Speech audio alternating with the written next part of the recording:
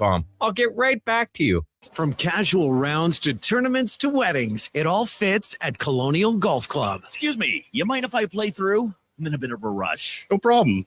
Why are you wearing a tuxedo? Oh, yeah, I'm getting married today. Just thought I'd play a round of golf before I say I do. Oh, looks like they're starting. Great course conditions, greens that are always fast and true, and only 5 minutes from Edmonton and Beaumont. Colonial Golf Club. For more details and a book, visit colonial.ca. Hey there, it's Brandon Douglas from Sports 1440. If you're tired of slow, unreliable internet connections like I am, check out Starlink. It's fast, reliable, even in bad weather, and even works for 4K streaming for movie nights, online gaming, and more. Growing up on the farm in the sticks of central Alberta, we tried everything to get reliable internet, but we're always left with buffering video and half-loaded websites. There's nothing worse than losing your connection while streaming the big game. I'm getting mine set up soon and can't wait. If you're ready for better internet, order online in 2 minutes at starlink.com/radio or call 1-800-GO-STARLINK. Sports 1440, Stingray radio station. CKJR broadcasts from West Edmonton Mall and Wetaskiwin. Download the free Stingray music app and listen wherever you go. Have your sports curiosity cured. Inside of a minute left on the power play. It's 3-1 now. Gauthier for Killorn. It's in. Alex Killorn. Put Anaheim back on top.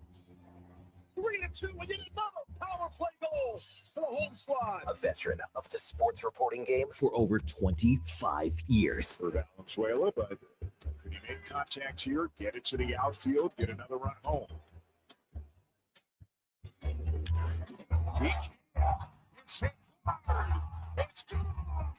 Breaking down Edmonton's favorite teams. Here in the second. Too far for trips and back for the Perkins for Little. Moving Blackley to the dance. This is Sports 1440 and the Kevin Karius Show.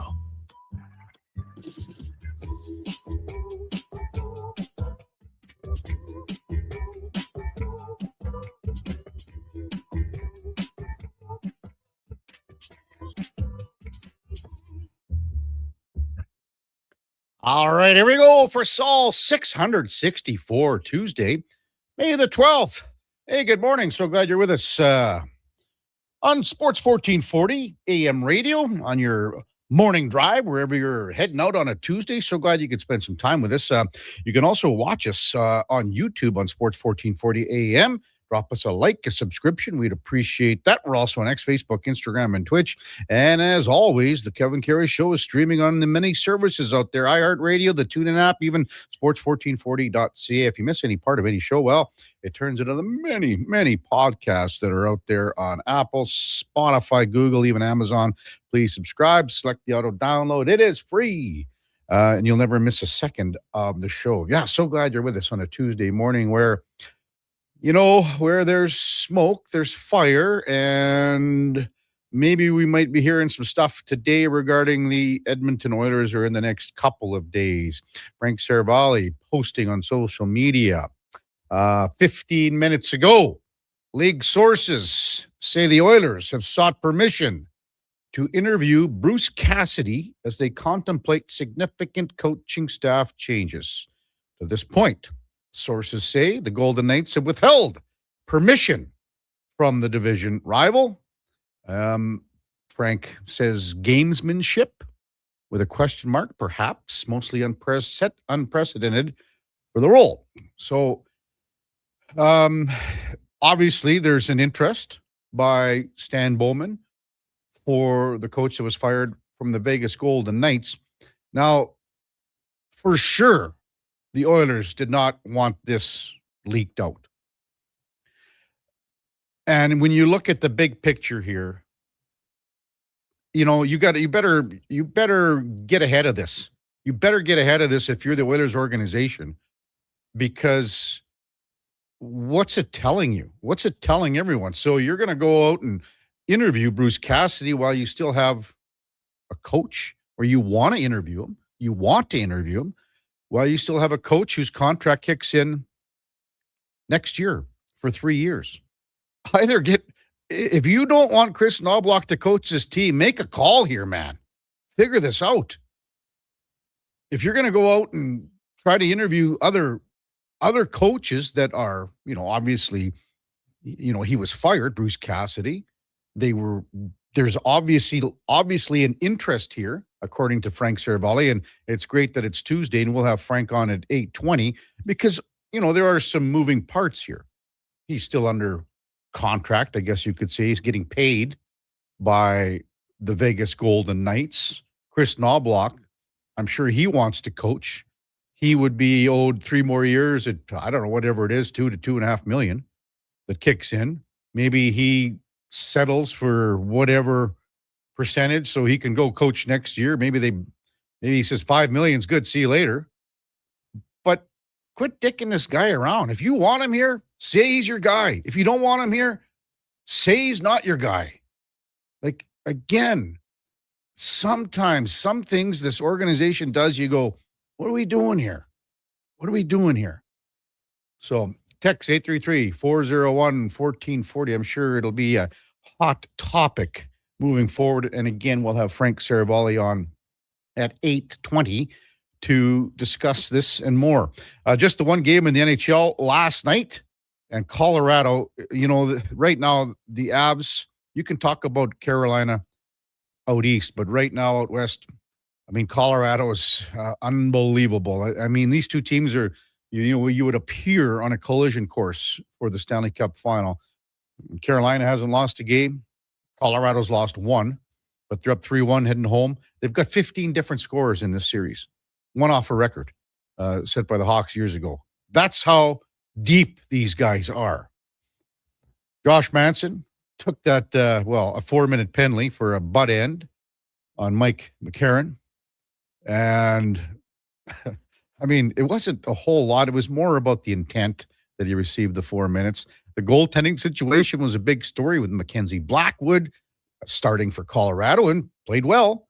Wallstead started for Minnesota, so it's like musical goaltenders in this series. Shots on goal were 20-5 Colorado in the first 34 minutes. Minnesota went over an hour of real time without getting a shot on goal. So during the first period intermission, the end of the first, start of the second. That's how long it took. And then Nathan McKinnon, it was good that he got that empty netter because, he took that one to the chops and the snout, and he's bleeding like a stuck pig on the ice. And, when stuff like that happens, you get rewarded, and he iced it with an empty netter, and they had 2 empty netters, 5-2 the final. Parker Kelly, Camrose product, scores the game-winning goal, and the Avs are up 3-1. Tonight, Buffalo's in Montreal, Anaheim in Vegas to take on the Golden Knights. 833-401-1440. Hammer says the only way this works for the Oilers is management restructuring. Make Coffey, president of hockey ops. Gretzky, the GM.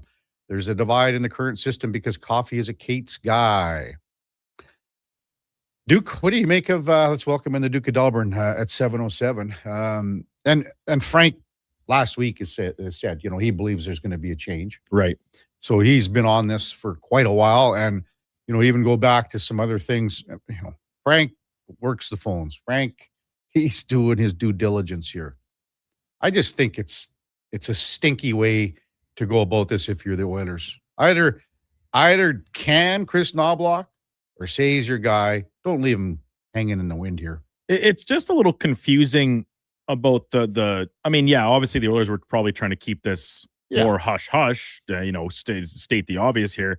But at the same time, with the current head coach still employed, what are you gaining by interviewing Bruce Cassidy in the process? Like, are you expecting to sit down with Bruce Cassidy, have a half hour, 2 hour, however long of a conversation, and then come away from it saying, you know what? I think we're probably best with what we got. Yeah, we'll go back to what we have. Yeah, maybe it's not. Maybe the grass isn't greener on the other side right now. If this is the best guy out there, and there's been some a lot of the scuttle around Bruce Cassidy's, right? Like he's the guy that gets you over the hump. He's the short term, the short window type. Can crack the whip. Exactly. And even I saw some clips from Torrey Krug, former Boston Bruin, obviously.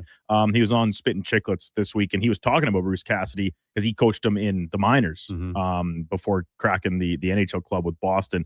And he basically, like, his quote was, if you're a team with a 2 to 3 year Stanley Cup window, this is the guy. Yeah. And, you know, obviously I think there's a little bit of extra nuance to that given the current landscape of the NHL and some of these teams that need or might need a new head coach. And by definition, if you take him at his word, a guy that played for him, then that does seem to fit the Oilers' MO, of course, right? But I'm right there with you, Kev, where you say, like, either you like the coach you have or you don't. It's not, to me, it's not based off of what you hear from another candidate. You know, it's like, in that case, fire him and then just put him back in the pool with everybody else and say you might rehire him again. So, do you remember when Jay Woodcroft got fired, Duke? Oh, I remember it. So, you know, we were just starting out here, right? You know, we had a couple of Connor and I came in on a Sunday. Yeah, that's when the news broke. Yeah. So then even on the Monday when, you know, obviously we dissected it quite a bit and I had made some calls and things like that. And from like the line that I got from inside the room would have been this, and I said it on the air. The players, they understood the decision, but they weren't happy with it. That's how they said it. And I mean, I don't know what we're at here. I mean, this is a guy that came in after, obviously, Woodcroft got fired, won 46 games.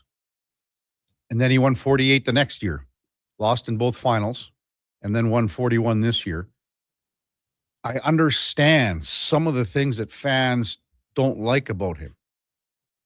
But, I mean, he did all this with every fan in town, everyone that texted into our show, Duke, for 2.5 years, saying with average goaltending and even below average goaltending.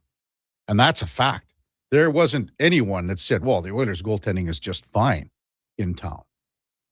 So, again, for me, moving forward, and if it's another coach that can bring this out, but to me, it's the players that have to bring it out themselves until Connor McDavid, until Leon Draisaitl, and everyone else in the top 6, and then it will filter down, until every one of these guys up front show the commitment to defense and attention to detail as they do in their creativity, which is second to none in this league, their creativity on offense and what they can generate on offense. Until they do that on a consistent basis, it doesn't matter who's coaching here. It doesn't matter who's playing goal. It doesn't matter who's on the blue line. This starts with these players up front and a commitment, and on the back end too, for sure, a commitment to playing responsible defensive hockey. It has to happen, or they're not going to win a Stanley Cup. And you watch what Colorado does. Watch what Carolina does. I mean, it's methodical. It is, I mean, as I said, I call it a table hockey team. Everyone is their one job. They're in that lane. And I'm being a little facetious here too. But they are one lane, and that is where I'm going. And if I come out of that area or I'm moving away from my man-on-man or a zone at times or getting too far deep or staying not high enough offensively, I won't be playing.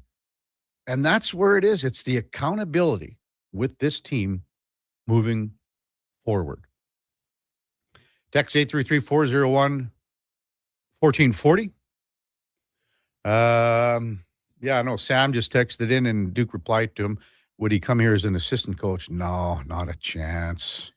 Why? I mean, now you got, it was bad enough when Chris Knobloch was looking over his shoulder when they brought Paul Coffey back again. You're going to bring in a guy that's won a Stanley Cup, and every little thing is going to be under the microscope. No, if you're talking to Bruce Cassidy, you're talking to him to be your head coach. So We'll get to more of your texts, 833-401-1440. We're going to bust away, talk a little basketball with Julian Edlow from DraftKings, the NBA, and the OKC Thunder. Finished off the LA Lakers last night, 115-110 to sweep that series, 4 games to love. Cleveland and Detroit. Wow, all of a sudden we got a series here. Cavs win it, 112-103. Donovan Mitchell, 43 big points for Cleveland. So that series is 2-2. In the majors of baseball, the Tampa Bay Lightning continue to surge, continue to be one of the best, if not the best team in baseball. Beat the Toronto Blue Jays 8-5. Jimenez had a great game for Toronto with 2 home runs, 5 RBI. That was it. Vladimir Guerrero, again, just can't be. I mean, there's nothing. He's done absolutely nothing for weeks here. 6 hits in his last how many at-bats, and all singles. Man, first inning there, he just watched it like it was almost right down the middle. For a called third strike is just unbelievable.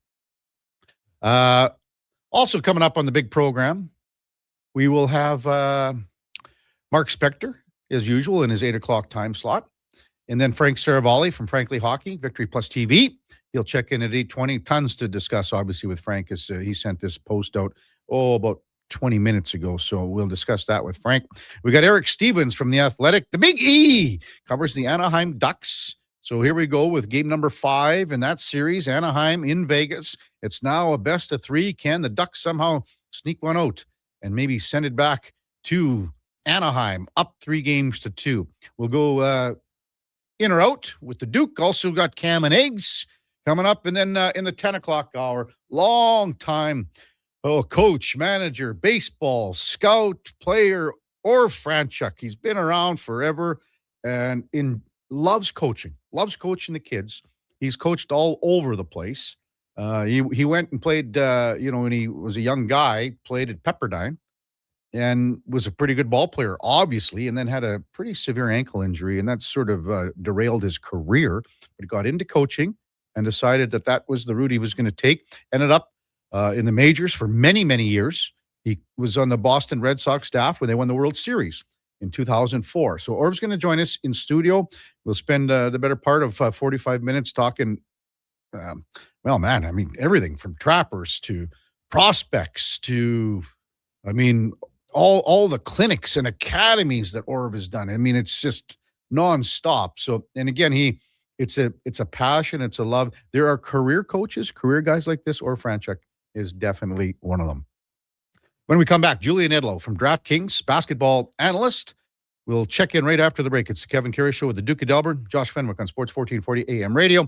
We're streaming on YouTube, X, Facebook, Instagram, and Twitch. Your protein drink should work as hard as you do. That's why Booster Juice is hitting the gym harder than ever, brother. Meet your new gym buddies, the Way Too Good and Green Gains Booster Mixers. 2 new ripped and refreshing menu options that bench some serious protein. Perfect for pre or post-workout. Way Too Good and Green Gains Booster Mixers taste like motivation. So what are you waiting for? Let's go! Booster Juice. Canadian born, blending since 1999. With Play Alberta, backing the home team goes beyond the bets. That's because your picks have provincial impact. Play Alberta is the only app in the province that puts all revenue directly back into supporting programs and services that Albertans rely on every day. By investing in the General Revenue Fund, every play, bet, and buy made on Play Alberta helps make a difference across the province. It feels good to know your fund goes further at home. Visit playalberta.ca/Gregor to learn more. Must be 18 plus to play. If you gamble, use your game sense. The sun's out, the pavement's warm, and that low rumble of a Harley rolling by? Oh yeah, that's calling your name. This is riding season, and if you've been thinking about a new ride, Harley-Davidson of Edmonton has the one that'll get your heart pumping. With a huge selection of new and pre-owned bikes, there's one waiting for you. Whether you're upgrading or just getting started. And while you're there, ask about test rides, because the only way to know is to ride it. For more details, visit Harley-Davidson of Edmonton on the Yellowhead Trail, locally owned and operated since 1980, or at hdedmonton.com. You wanted local sports on weekends. Saturday mornings at 9, check out the Saturday Sports Setup, where we'll tee up what's happening on the weekend sports scene. Tune in Saturday morning at 9 on Sports 1440. Heard of Uline?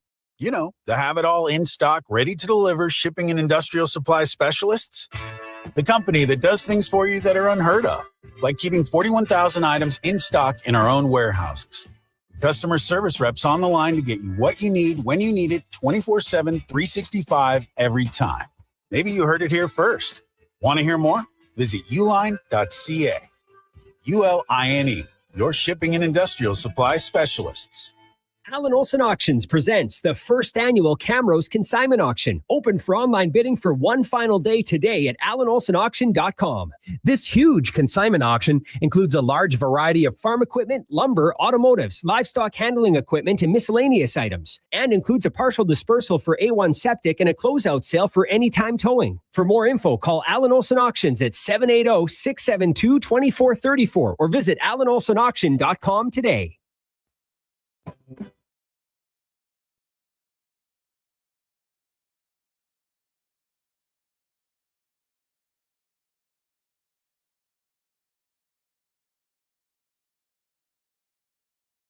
Have your sports curiosity cured with the Kevin Karius Show. This is Sports 1440.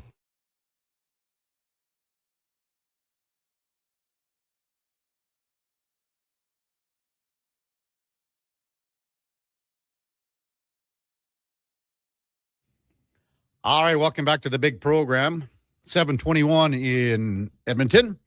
Time now for the game of the day, brought to you by St. Albert Dodge, where you could land a 2026 Jeep Compass 4x4 for $36,900. They got the 8.4-inch touchscreen, active lane management, Apple CarPlay, the remote keyless illuminated entry, the rear backup camera, the alarm, and much more. We got 24 of them in stock at stalbertdodge.com.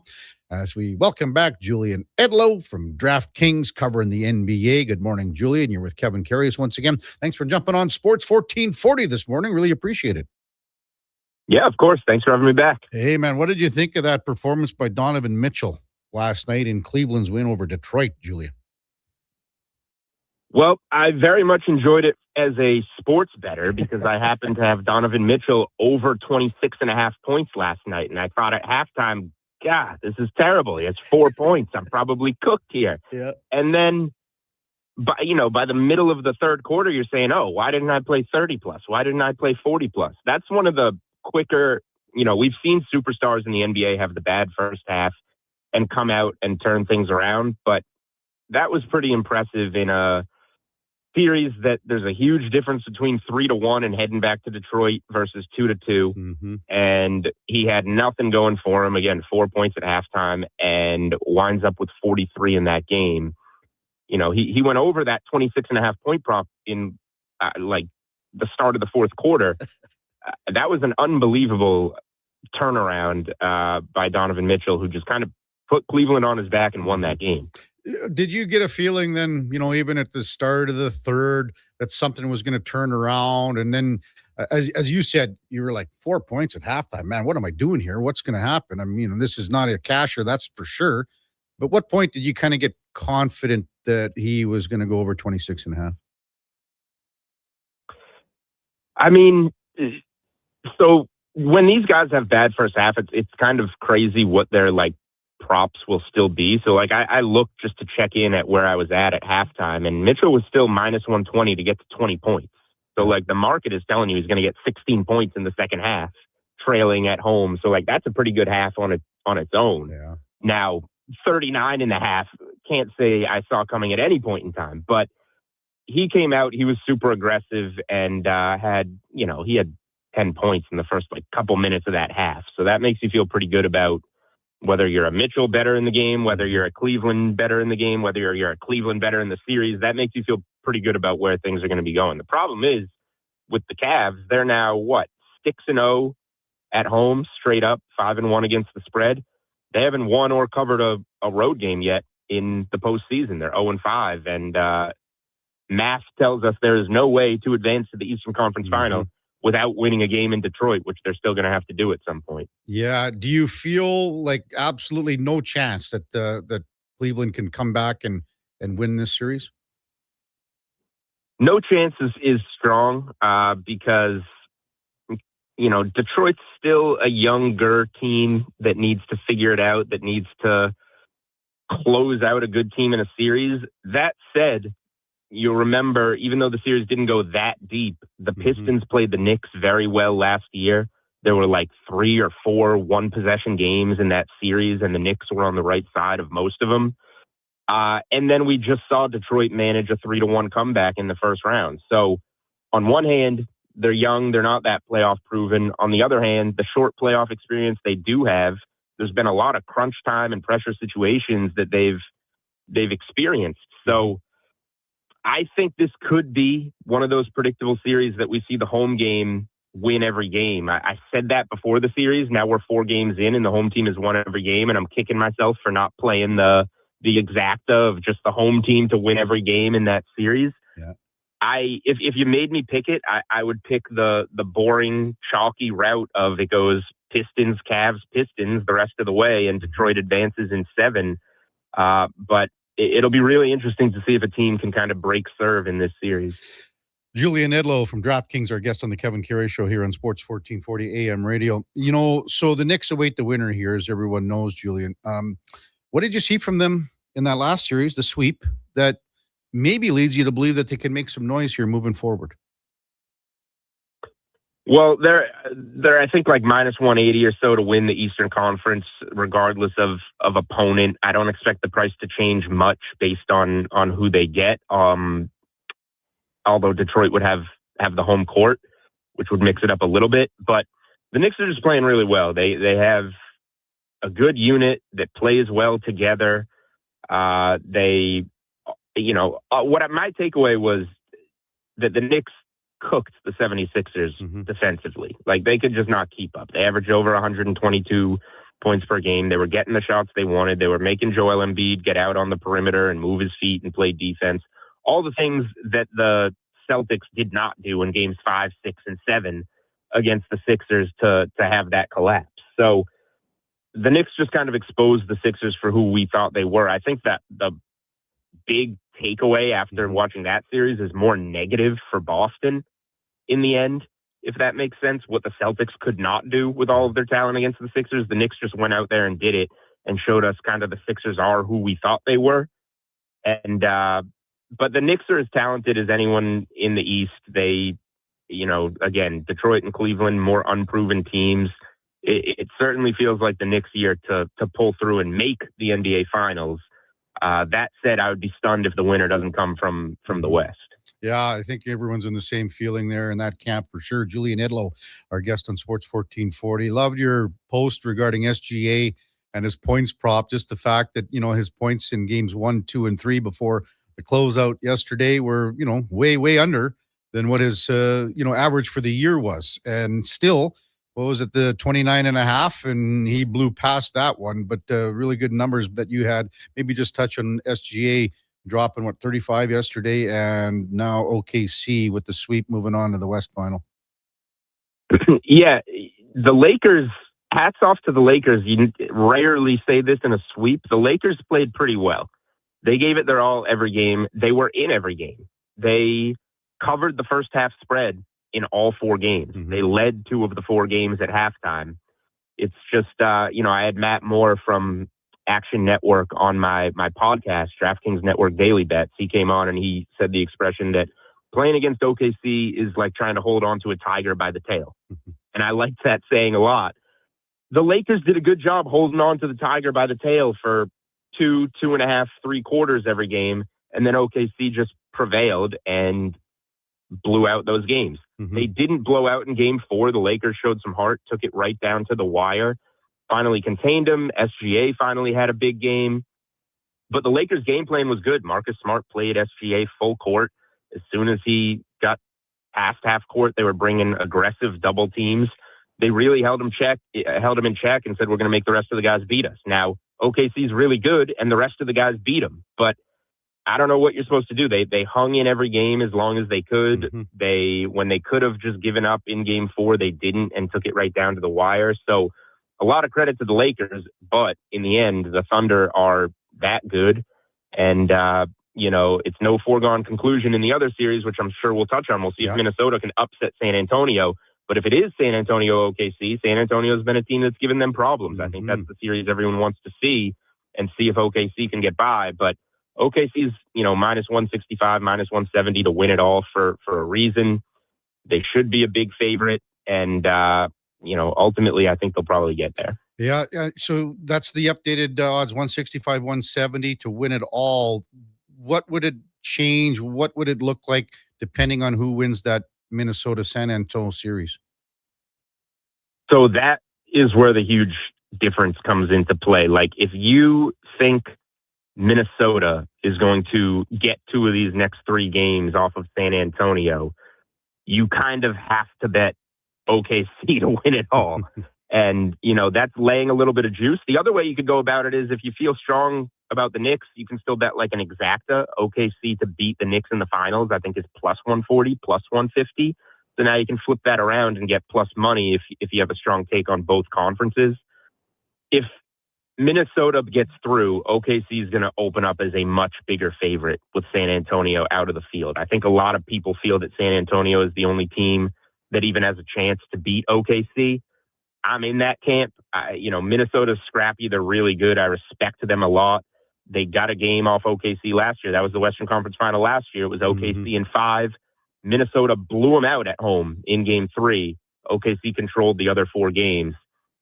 But just from a market perspective, the Spurs are being priced in as the only team that has a shot. Right. So if it is Minnesota, that number is just going to fly on OKC, and you would want to get them now. Every time Minnesota gets a game in that series, OKC, deservingly so, becomes a larger and larger favorite. Julian Edlow from DraftKings, our guest on the Kevin Karius Show here in Sports 1440. What did you make of the ejection for Victor Wembanyama in game number 4 on Sunday night with the flagrant foul to Naz Reid? And was it just the fact because, it happened, earlier in the game, I guess, that there wasn't a possibility of a 1-game suspension? Or would you just say they're not going to suspend him another game because he's Wemby? They need him in there. The league needs him in there. The fans want him in there. Maybe just a quick thought on that, Julian. Yeah, I'm okay with the no suspension. Again, that if it's the regular season, he's probably suspended a game or 2 after the ejection, and it's being treated differently. So I get that there can be some pushback on that, but I'm going to factor in the stage that they're on. And, the NBA does not want Victor Wembanyama sitting in a 2-2 Western Conference semifinals series. I get that. I was surprised there was no fine. That doesn't matter to us. And Victor Wembanyama makes however many millions of dollars a year, so he can handle $100,000 fine or whatever. I was surprised that wasn't thrown on top of it, because I do agree with the ejection. He saw his face there. He wound up. You see that angle where he kind of looks over, winds up, swings the elbow. That's an ejection. That was, not the right play by Victor Wembanyama. That was doing a little too much. And I'm all for physicality in the playoffs, but that was wind up with an elbow to the face. So in the end, I think I agree with how they handled it. Ejection in the game, correct call, and let's move on from there. Yeah. What numbers are you crunching for game number 5 tonight here? So good angle on the Spurs here. Going back to the regular season, the Spurs are now 10-0 straight up, 10-0 against the spread off of their last 10 losses. And here's number 11 right here. So the Spurs have responded very well to losses. Now they're back home, getting Wemby back in the fold for a full game, hopefully, unless anything else happens. I think it's a good angle on the Spurs here. And I do think the market is disrespecting Minnesota a little bit. 10.5, like, that's a lot of points. The Timberwolves have proven they're a good team. They've proven they can win in San Antonio. But that said, I got to trust the spot. The Spurs off the loss have been so good. They've been in the spot twice this postseason. They went to Portland in Game 3 after losing Game 2, which also was a loss without Wembanyama to finish. That was the game he got the concussion. They win Game 3 in Portland by 12 points. Then they lost Game 1 of this series. Big response at home. That was the time they bounced back and won by 38 in Game 2. So the way I played it, rather than laying 10.5, you can go to different under game lines, different results. You can go for San Antonio to win the first quarter and win the game. First quarter full-time result, that's minus 135. I think it'll be a strong start in a response off a loss. So I'm taking the Spurs minus 135 to win the first quarter and win the game. The other thing I'm looking at is Dylan Harper props. He was spectacular last game, and he's been very good in this postseason.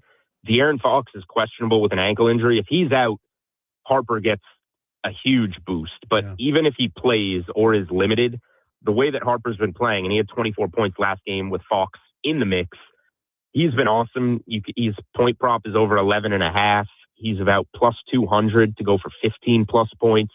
I like laddering up some Dylan Harper points to kind of ride the momentum of how well he played last game. And he's gotten 15 plus 4 times in this postseason. So he's the Spurs player that I'm targeting, and I think the Spurs are going to look pretty good in this game. Yeah. Any other props for tonight that you'd be sniffing out? Not really. Those are the two: Spurs first quarter and full game, and Dylan Harper points in some different ways. If you want to again ladder them up, 12 plus, 15 plus, 20 plus was like 8-1 last I looked. That I mean, I think it's kind of off on all of the Dylan Harper stuff. So rather than look for any other players, I'd rather go in 2 or 3 different ways on Dylan Harper. Well, great stuff as always, Julian. Really appreciate it. Enjoy game number 5 tonight and the rest of the NBA playoffs moving forward. As always, thanks for coming on. Really appreciate it. All right, will do. Thanks for having me on. That's Julian Edlow from DraftKings, covers the NBA and some really good props. And that was an interesting, to be honest with you, when you look at SGA, and he had 18, 22, and 23 in games 1, 2, and 3. Still came in with an over-under 29.5. And he finished with 35. And I mean, so that 29.5, it could have even been, I think his league average is over 30. So he could have been even higher than that. But as Julian said, I mean, that's a guy that is, he can go off anytime. And look at Donovan Mitchell. And again, 4 points, and you're going, well, this is toast. This bet's toast. Then he comes back and rips off 43 in total and covers his 26.5 by basically the start of the fourth quarter. That's the game of the day, brought to you by St. Albert Dodge, where the 2026 Jeep Compass 4x4 is on sale right now for $36,900. 24 of them in stock right now at stalbertdodge.com. When we come back, we'll get to more of your texts regarding the possibilities of a coaching change here in Edmonton, with rumors and league sources saying that the Oilers have asked the league, this is courtesy Frank Saravalli, asked the league for approval to discuss things with Bruce Cassidy. That's straight ahead. Kevin Karius, Duke of Delburne, Josh Fenwick on Sports 1440 AM radio. We're streaming on YouTube, X, Facebook, Instagram, and Twitch. Whether you're a craft beer connoisseur or more of a wine aficionado, there's always something new to discover at Sherbrooke Liquor, a unique, family-owned, independent liquor store. The selection, incredible. The non-alcohol section is also very impressive. Sherbrooke Liquor, expert, knowledgeable staff with a passion for unique finds. More than just a liquor store, we're a community. Alberta's best, the one and only Sherbrooke Liquor. Wine, spirits, and oodles of beer. Visit SherbrookeLiquor.com. Do you have neck or back pain? Ever go for treatment hoping for a simple fix only to realize your stubborn spine is basically a science project with attitude? Hey, we get it. And honestly, we're a little sorry because great rehab does take proper experimenting. But at Leading Edge Physiotherapy, we don't just toss exercises into the beaker and hope it doesn't explode. We start with the right diagnosis, then mix hands-on care, precise manual therapy, and evidence-based technology. The formula your body actually needs. Science and skill with gratitude, not attitude. LeadingEdgePhysio.com. Are new McCafe crafted sodas just drinks or something more? Like Sprite Berry Bliss, Creamy Strawberry Coke, and Orange Dream. All swirled with fizzy flavor and topped with silky cold foam. Only at McDonald's. At participating McDonald's restaurants in Canada. Come for Canada's largest trade shows, the biggest names in entertainment, exhilarating sporting events, and more. And stay for the experience at the Edmonton Expo Centre. Looking for the perfect place to host your next big event? From trade shows to galas, meetings, and concerts, the Edmonton Expo Centre has the space, event expertise, and service to make your next event unforgettable. With over 522,000 square feet of flexible event space, in-house catering, and operational expertise, they bring your biggest vision to life. Learn more at EdmontonExpoCenter.com today. At Hughes, it's all about getting in and out quick and clean. No cash, no problem. With Hughes' new tap and wash system, all you need is your debit or credit card to get your vehicle sparkling clean. Find us at HughesCarWash.com. What if you could hire motivated, safety-trained youth with no risk and funding to support you? At Careers the Next Generation, we make hiring easy with funded internships across Alberta in trades, IT, forestry, and more. Interns are WCB covered, complete high school accredited safety trained, and arrive ready to contribute from day one. With 42% of RAP students completing their apprenticeship by age 22, you get skilled workers faster. Spots are filling up. Visit careersnextgen.ca today. You wanted local sports on weekends. Saturday mornings at 9, check out the Saturday Sports Setup, where we'll tee up what's happening on the weekend sports scene. Tune in Saturday morning at 9 on Sports 1440. Legacy Heating and Cooling is your supplier of maximum comfort, bringing you the cool AC you need. You just have to Call Legacy. Call Legacy. for comfort at night when the hot air suffocates you. Call Legacy. Call Legacy. For comfort in your wallet with no payments or interest for 1 year. Call Legacy. Call Legacy. You deserve comfort. Cool off today with AC from Legacy Heating and Cooling. Shake off winter and roll into spring. It's time to turn the season with Jiffy Lube. Until May 31st, visit any participating Jiffy Lube for a Pennzoil full synthetic oil change, and you could win some incredible prizes, like the Grand Prize Spring Kit featuring 2 Yeti mugs, wiper blades with install, gift cards, and more. You could even roll away with one of Jiffy Lube's Keeping You Moving mini prizes. Turn the season with Jiffy Lube and win. Visit jiffylubeservice.ca today.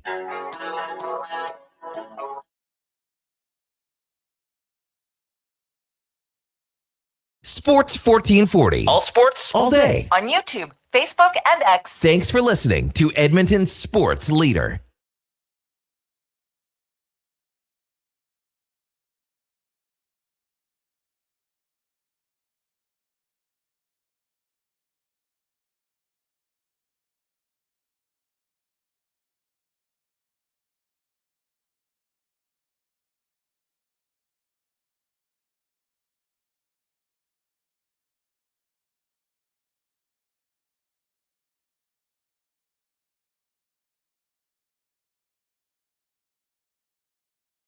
All right, welcome back to the big program, 741 in Edmonton. Kevin Karius, Duke of Delburne, Josh Fenwick with you here on Sports 1440 AM radio.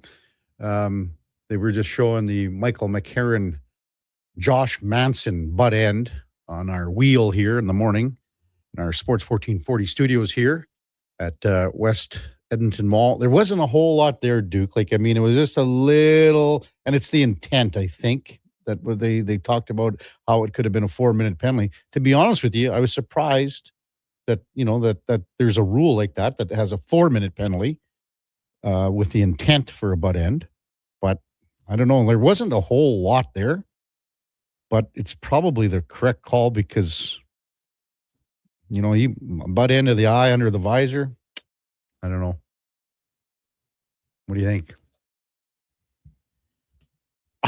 The most surprising part of it to me, I thought, was in an in-game interview, well, intermission, I suppose, with ESPN talking to PK Subban. McCarron just straight up calls out Manson at the intermission, right? Just saying, like, yeah, he's a dirty player. We know he's a dirty player, on. And yeah, I don't know. Like, it's a penalty, no doubt about it. But I mean, geez, we've seen a lot worse than that, whether it be through stick work, kneeing, elbows, all the like that seemed pretty minor to me, if I'm being very frank, Kevin. I don't know.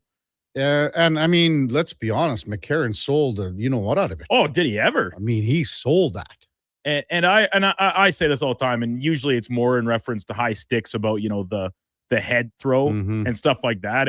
But I mean, it's not like he wound up and pitchforked him. He's within, and like it's the 1-inch punch with just the end of the stick out the side of the glove. I'm sure it hurt, but he did seem to elaborate on it a little bit more than maybe we would have thought. Would you be surprised if anyone else isn't in the final besides Carolina and Colorado? Well, of course. Yeah. Or no, I wouldn't be. I wouldn't be shocked. No. Because the Ducks. Like, I mean, you want the Ducks. The Ducks are making the final. Okay, well, whatever. No, the Avalanche. What a bounce back performance, really. Because after Game 3, everybody was talking. It was like, oh, don't look now. The Wild are right back in this series, and rightfully so, because they dominated Game 3. Sure did. First game back on home ice, first home game for the Minnesota crowd. And what are we talking? 8 years, 10 years. The thing is, power to them, but the Avalanche showed their mettle last night in a big way. It's a 1-1 game going into the third, so Minnesota's right there. Yeah, I mean, they were outplayed. There's no question about that. But it's a 1-1 game going to the third. Then it's a 2-2 game. With what Parker Kelly scored at 11:32. So, that's. And the final score obviously looks more lopsided than the game was overall because of the couple empty netters. But Colorado, it was another wildly entertaining game, back and forth. Both Cale Makar and Quinn Hughes putting on respective showcases of their own ability from the back end. But yeah, I don't know. And this Minnesota team, listen, I was surprised they beat Dallas. I did not have I had Dallas going all the way. I think the absence of Rupe Hintz was pretty notable in that series. And part of the reason I just don't fully believe in Minnesota, they have a great blue line, the top 6, the pair of great goaltenders all year long. I'm just, you can't convince me that a team can go deep in the playoffs, let alone win a Stanley Cup, without a genuine number one center. And that is what Minnesota still lacks. They've got guys that play above their weight grade, their weight class, their pay grade, all these things, and they've got great wingers. But you need that guy down the middle that can be a force at both ends of the ice at a premier level. Joel Eriksson Ek is one of the best defensive guys in the league, and I think he does punch a little bit above his pay grade offensively because of the fact he plays with some of these premier guys at times. I know it's been on their shopping list for, what are we talking now, 26 years as a franchise without having that number one de facto guy. I just don't think they can get over this hump, especially in this tough division, without addressing that need moving forward. Yeah, no question. Hey, we're into day number 3 here today of Edmonton Elks training camp down at Clark.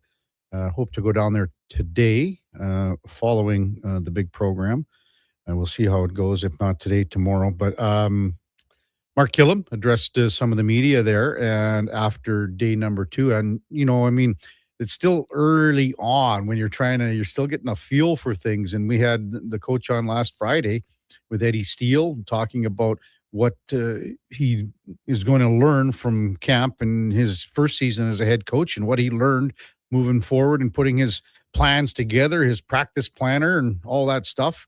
And there's a lot of decisions to be made that happen early too, because you kind of got to get down to a manageable number, if you want to call it that. But anyway, yesterday, head coach Mark Killam had some of these comments following practice yesterday at Clark. 21 receivers. How come so many? I'm not sure, but they're competing hard. They've got to really do something to differentiate themselves. But they're getting a lot of reps. We're splitting the reps up, and they just got to make sure they're taking advantage of that. How difficult is that to make sure the reps get split up so that everybody gets a chance? We put a lot of time into it. The coaching staff did. And, because we've got all those battles that we talked about before across the board. So we want to make sure that guys get an opportunity, and that's what they're getting. With some of the guys you signed receiver-wise, they're big guys. Good blockers, good guys downfield. I mean, was that part of the plan to grow at that spot? Yeah, I mean, it was an area that we addressed going back to free agency. We wanted to get some, get some different body types, get some vertical players, get some guys that don't mind mixing it up around the box, and we've got a good mix of that here. You guys made a commitment to the offensive line in the offseason, signing 2 guys all from Hamilton. Do you feel like that's going to be a strength for this team? I hope so. I mean, we feel good about the guys we brought in. We feel good that the guys that came back came in ready to compete, which they did. And I'm just going to let them sort it out on the field. Coulter was an all-star player last year. Tell me about him. What can fans expect from a guy like him? Yeah, I mean, he's a leader. He not afraid to put the work in. He's doing extra work all the time, and then that's good for the group. When they can do that, because O-lines, they're much more than individual players. They have to play together. They have to be on the same page. He's bringing some of that connectedness. How about Brendan? Who? Bordner. Oh, Bordner. Yeah. I mean, he looks apart. He's doing a nice job over there on the left side. What did you make of your defense today? It seems like they were making a lot of plays. Yeah, they had good energy. They had good energy. It kind of happens in training camp. Like yesterday, we had a great compete back and forth. When the installs start getting bigger on O, it takes the processing time slows down a little bit. Defense, it's a little bit easier to fly around and play faster, but they had good compete going back and forth, which is what matters. There's a couple of rookies I'm doing a story on from the Peace Region in Grand Prairie, Matthew Udine and Carter Kettle. Just what have you thought of them so far at training camp and kind of what they could bring to this organization either this year, next year, or down the road? They've got to do their best to represent where they're from, which I love. You know what I mean? We're representing Northern Alberta, but we felt the high about Carter coming out. That's why we drafted him when we did. We think he's a good player with a bright future. And then Matt's just getting his reps that he can. He's in that mix at center, and he's a squat body, but he's a big one at that. And he's just got to take advantage of it. Sorry, go ahead. No, go ahead. Does it feel like training camp's a little bit smoother for you? Do things feel like they're operating a little bit smoother for you being in your second? Yeah, there's no doubt. I mean, I think that's true for the whole coaching staff. I think our processes were way more streamlined this year, and that's to be expected going into year 2. And I think we started this work on training camp back in February, and it's running the way we want it to. These guys hit the hot tub, hit the playbook, get the rest, whatever. Tell me about the coaching staff in the afternoons. What your meetings are? Lots of video and lots of conversation, I imagine. Yeah. So immediately after this, we go evaluate the film, and we're grading the film, and then we make the necessary corrections. We grab a quick meal, and then we meet with the players for review meetings in the early afternoon, and then we go quick eat, get back together, and then get our install in for tonight. So it's action-packed days, but that's what training camp is. How long are your days during training camp? They're full days, fuller than most, but that's the job, and we love this stuff. When you say you grade the film, do you also watch players? Like, there's so many football players on a football field during practice. Every single one is graded. Every single player is graded on assignment, on alignment, on effort, which we don't have to grade because guys are playing hard here. But and then are they doing the techniques that we're teaching them? So all of that stuff is looked at. We accumulate it, we chart it, because we have to make cuts after tomorrow's practice. We have to cut 10 guys. So I mean, it's very difficult to make a professional football team. Those first cuts are always really hard because we've just done a little bit, and we're gonna look at that.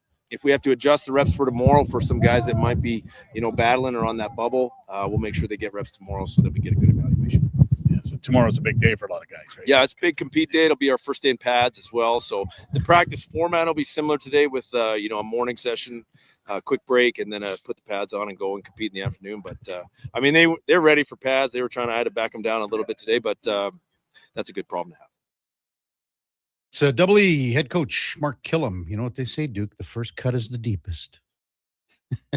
So there'll be some cuts today, and again, you got to get down to a more of a manageable number. So first day of pads today out at Clark, and couldn't get better weather. There's a couple days, I think, later this week where she's a little iffy with some possibility of some showers, but today and tomorrow looking pretty good. It chills down for the weekend. It actually does, and this is the May long weekend, man. The May long weekend, and some overnight temperatures are going to be right around like 0-1, stuff like that. So it'll be a little chillier for some guys on the field. And think about this when next year rolls around and training camp's going to be basically, a month earlier, because it's going to be in the middle of April because of the season starting on the May long. And I think next year's May long is a little later than what this one is on this coming Monday, May the 18th. But funny text, Eddie Steele's listening, and he texted in, hey, thanks to Morley Scott, and that was Slav Kornick with the scrum around the head coach there. But Eddie Steele texted in and said, question number 1, hey, coach, 21 receivers at camp. How come so many? Coach, I don't know. I'm not sure. I don't know. So, and I replied to Eddie, they should have 21 D linemen in camp, Eddie. Come on now. So, I know.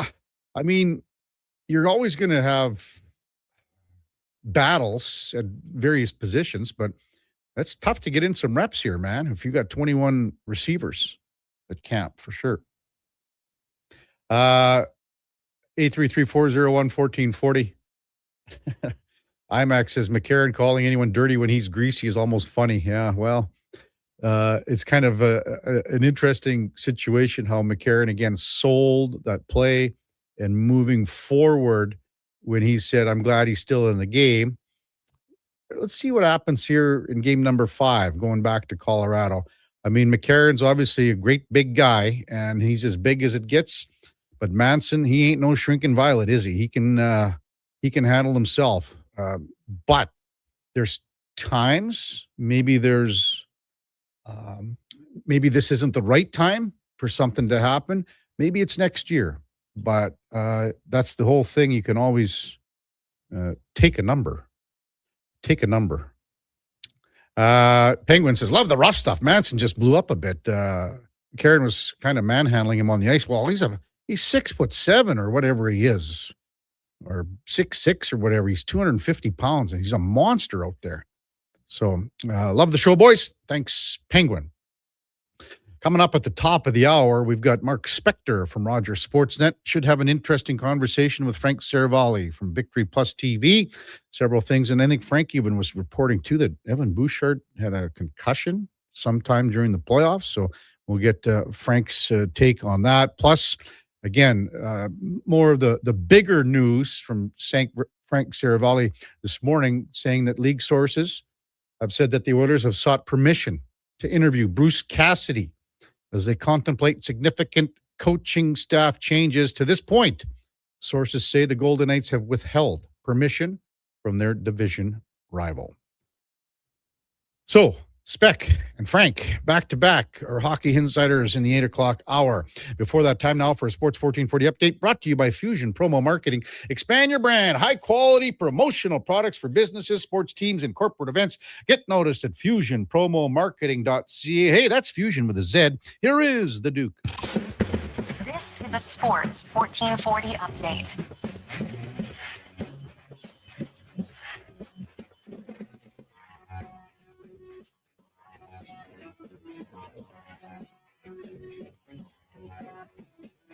Stanley Cup playoff action last night. The Colorado Avalanche bounced back in a big way, beating Minnesota 5-2, and now find themselves on the brink of advancing through the Western Conference Final. They lead that best-of-7 now 3-1. Last night's Game 5 of the PWHL semifinal between Montreal and Minnesota postponed due to player safety concerns related to illness.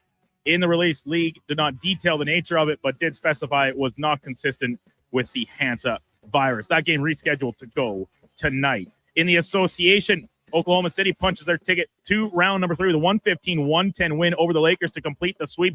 SGA, the reigning MVP, 35 points in the victory. And the Cleveland Cavaliers, they get 43 points from their star player, Donovan Mitchell, to beat Detroit 112-103 and draw even that best-of-7 at 2 games apiece. In the majors yesterday, the Toronto Blue Jays come up short against their opener against Tampa Bay, falling 8-5. But Kevin Gausman, despite taking the loss, hit 2,000 strikeouts in his MLB career, becoming the 6th active player to accomplish the feat. Elsewhere, Cleveland beat the Angels 7-2. Yankees fall to Baltimore 3-2. Arizona blanking Texas 1-0. Seattle topping the Astros 3-1. And San Fran, they beat it down on the Dodgers 9-3. Coming up in hour 2 of the Kevin Karius Show, we'll be joined by Sportsnet's Mark Spector and Frank Saravalli from Victory Plus TV. I'm Brandon Douglas at your Sports 1440 update.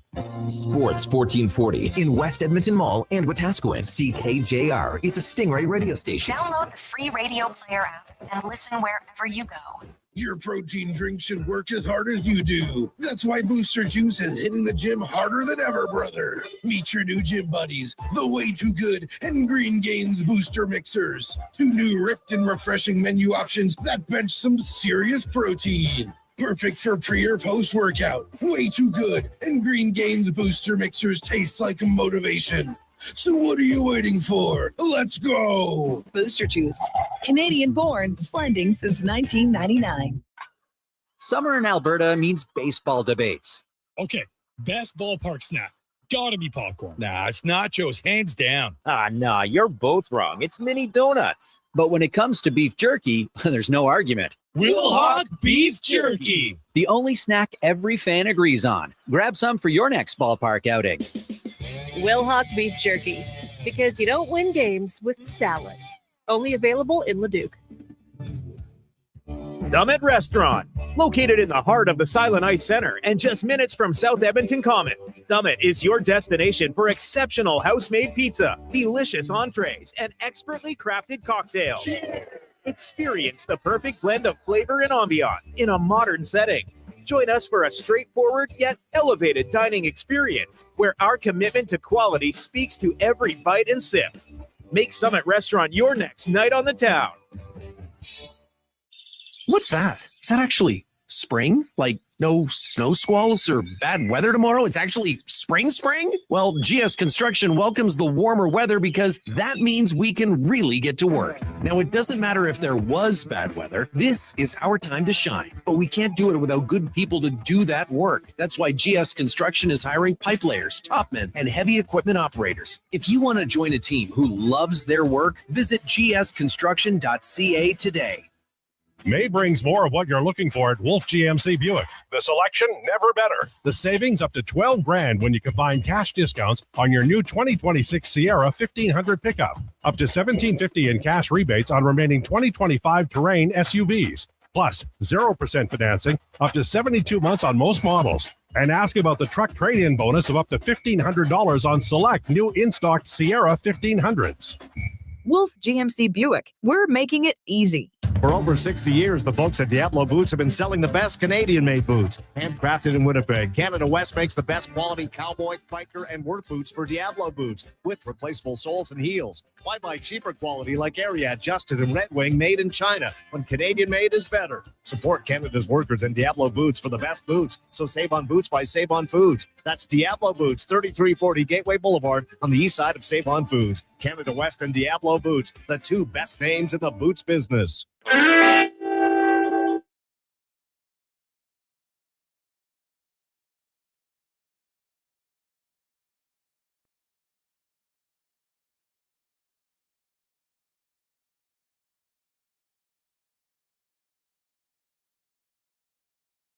Just in time for the morning skate. This is the Kevin Karius Show on Sports 1440.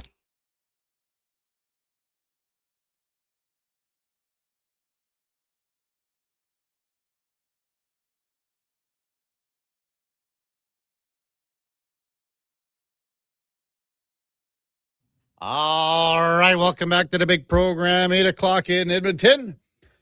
Kevin Karius, Duke of Delburne, Josh Fenwick with you here on a Tuesday morning. So glad you could spend some time with us here on Sports 1440 AM radio. Time now for On the Mark, brought to you by Northgate Chevrolet Buick GMC. Spring is here. So are the Corvettes. Come see the vets inside Northgate's showroom, and you can get 0% financing. See more at northgategm.com as we welcome in Mark Spector from Rogers Sportsnet. Good morning, Spec. What's going on? Kev, how are you, man? Any holes in one lately? A couple more maybe yesterday? One's enough on Friday. I celebrated for 3 days, I can tell you that. Yeah, I can't take too many of those. I don't need any more for a while. How's that sound, Spec? What's the protocol? Do you just buy a round for your boys, or do you buy a round for the clubhouse? How's that work? I don't know. Like, you're supposed to go in the clubhouse, and sometimes there's insurance.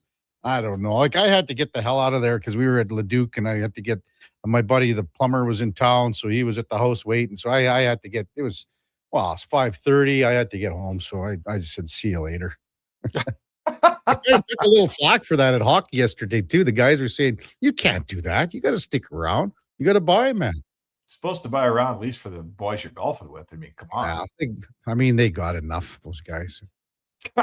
they don't need any more. So they got enough. But yeah. Hey, so we're gonna have Frank Cervalli on here right after you, as we always do on Tuesdays and Thursdays. And he sent a post out this morning. It's I don't like it, to be honest with you, from the Oilers standpoint, but I don't know if you read it, Spec, but I'll just read it to you again, saying league sources say the Oilers have sought permission to interview Bruce Cassidy as they contemplate significant coaching staff changes. To this point, sources say the Golden Knights have withheld permission from a division rival. So, as I said off the top, Spec, to me, if this is the road you're going to go, if this is what you want, well, quit dicking around Chris Knobloch here then. You know, I don't like it. I just think it stinks right now. Yeah, well, this is the peril of trying to sort of work around quietly in the back channels and see if you think there's a better coach out there than the one you got. These are the perils. Stuff doesn't stay quiet. You know, Frank gets it, Elliot gets it, one of the big guys gets it, and you end up looking foolish, right? If this story is true and if it is for sure confirmed, and you know, Frank's a pretty damn good reporter, so I'm sure I tend to think it is true. The Oilers do look like they're sneaking around behind Chris Knobloch's back, seeing if there's a cuter girl to invite to the dance next week, right? And that's the peril. You don't like, if you think you can do this stuff in private and no one's going to find out, that's a big risk you take, because the Oilers are finding out this morning that there is no private in the hockey world, right? There is no private exist anymore. Yeah. There's very few times, like, I mean, maybe sometimes in Dallas you hear, a signing or something like that, and the club announces it before everyone else. But it doesn't happen very often, Spec. You know that. No, there's not much, especially in a Canadian city, especially with a high-profile coach that's on the sidelines that wants to work. Like Bruce has 1 year left in his deal, $4.5 million-ish, and he wants to work. He wants to work this year. Here's a question for you, Spec, and because our text line, we had probably 10 texts, and then some others. Just even sending me some personal texts. So, like, why, if a team fires a guy like Bruce Cassidy, why can't another team talk to him? Because you fired this guy. Well, I guess I find it strange, because most teams would say, if someone else hires my guy, let's say they paid him $4 million and I'm paying him $4.5 million. Now I only have to pay him the final half. So if the Oilers hired Bruce Cassidy and pay him $4 million, let's say, or the whole 4.5, I'm off the hook $4.5 million. So most owners would say, "Man, are you kidding? Give everybody permission to talk to that guy. I don't want to pay him for sitting at home."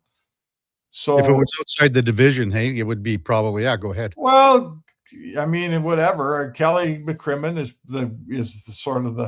that's his fiefdom down there, and that's how he wants to operate, and that's fine. If his owner's okay with him, I mean, I think the gamble here is this: someone else is going to hire Bruce Cassidy, right?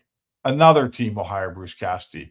Kelly McCrimmon's taken a calculated risk here that I'm going to deny the Oilers. Someone else will hire him, and that $4.5 million will get paid for. Don't worry, boss. We just don't want him in Edmonton. And I would say to you this: if Bruce Cassidy doesn't want to have the Vegas Golden Knights having the final word on who he gets to negotiate with as head coach, then he should quit and forfeit the last year of his salary. If you're going to take the salary from the Vegas Golden Knights on that last year, they retain the right to decide if, who you get to interview with. Is that not fair? Well, and then if you look at, and I don't know what Chris Knobloch's contract is. What have you heard? Is it between 2 and 2.5? Yeah, it's a little less, obviously, because it's just, he just signed it last year, right? So, I mean, he doesn't want to sit around for 3 years either. So does he, like, maybe right now what's happening, he's like, okay, like, buy me out at half or whatever it is, and I'll go on my merry way here.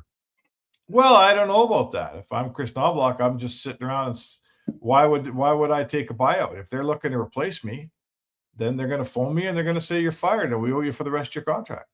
Oh, right? That's what I'm saying. But if he wants to work, you know what I'm saying? Well, I suppose. I mean, I suppose maybe he takes a year off, and the other thing too is if he ends up to be an assistant coach somewhere, Spec. Obviously, it's those guys are just making hundreds, not millions. Yes. So and you got to look at it as far as security goes. He's 48 years old.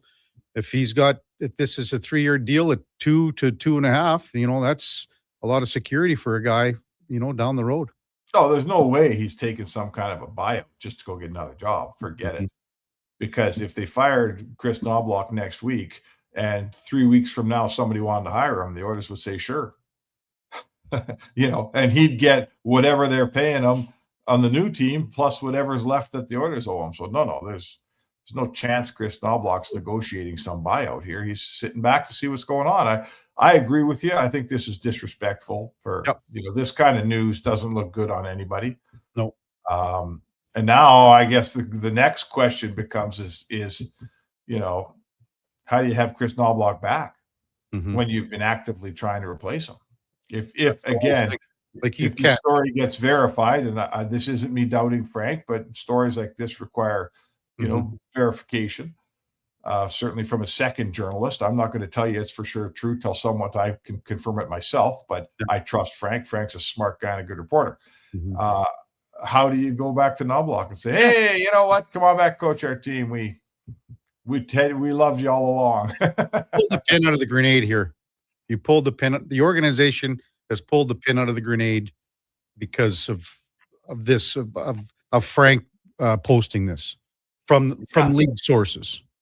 Yeah, unless somebody, and I got my texts out already, unless someone from the Oilers texts me back or phones me back and says, this is not true. They got about 3 hours to say that. And if they don't say anything, then it's true.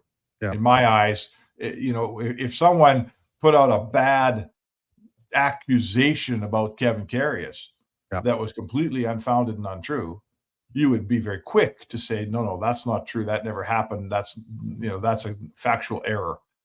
If it was true and you just didn't want anyone to talk about it, you just shut your mouth. I would just shut my mouth. That's what the PR 101 is. So the Oilers have to come out and say this isn't true. And if they don't say that, then we're all going to say that it is true.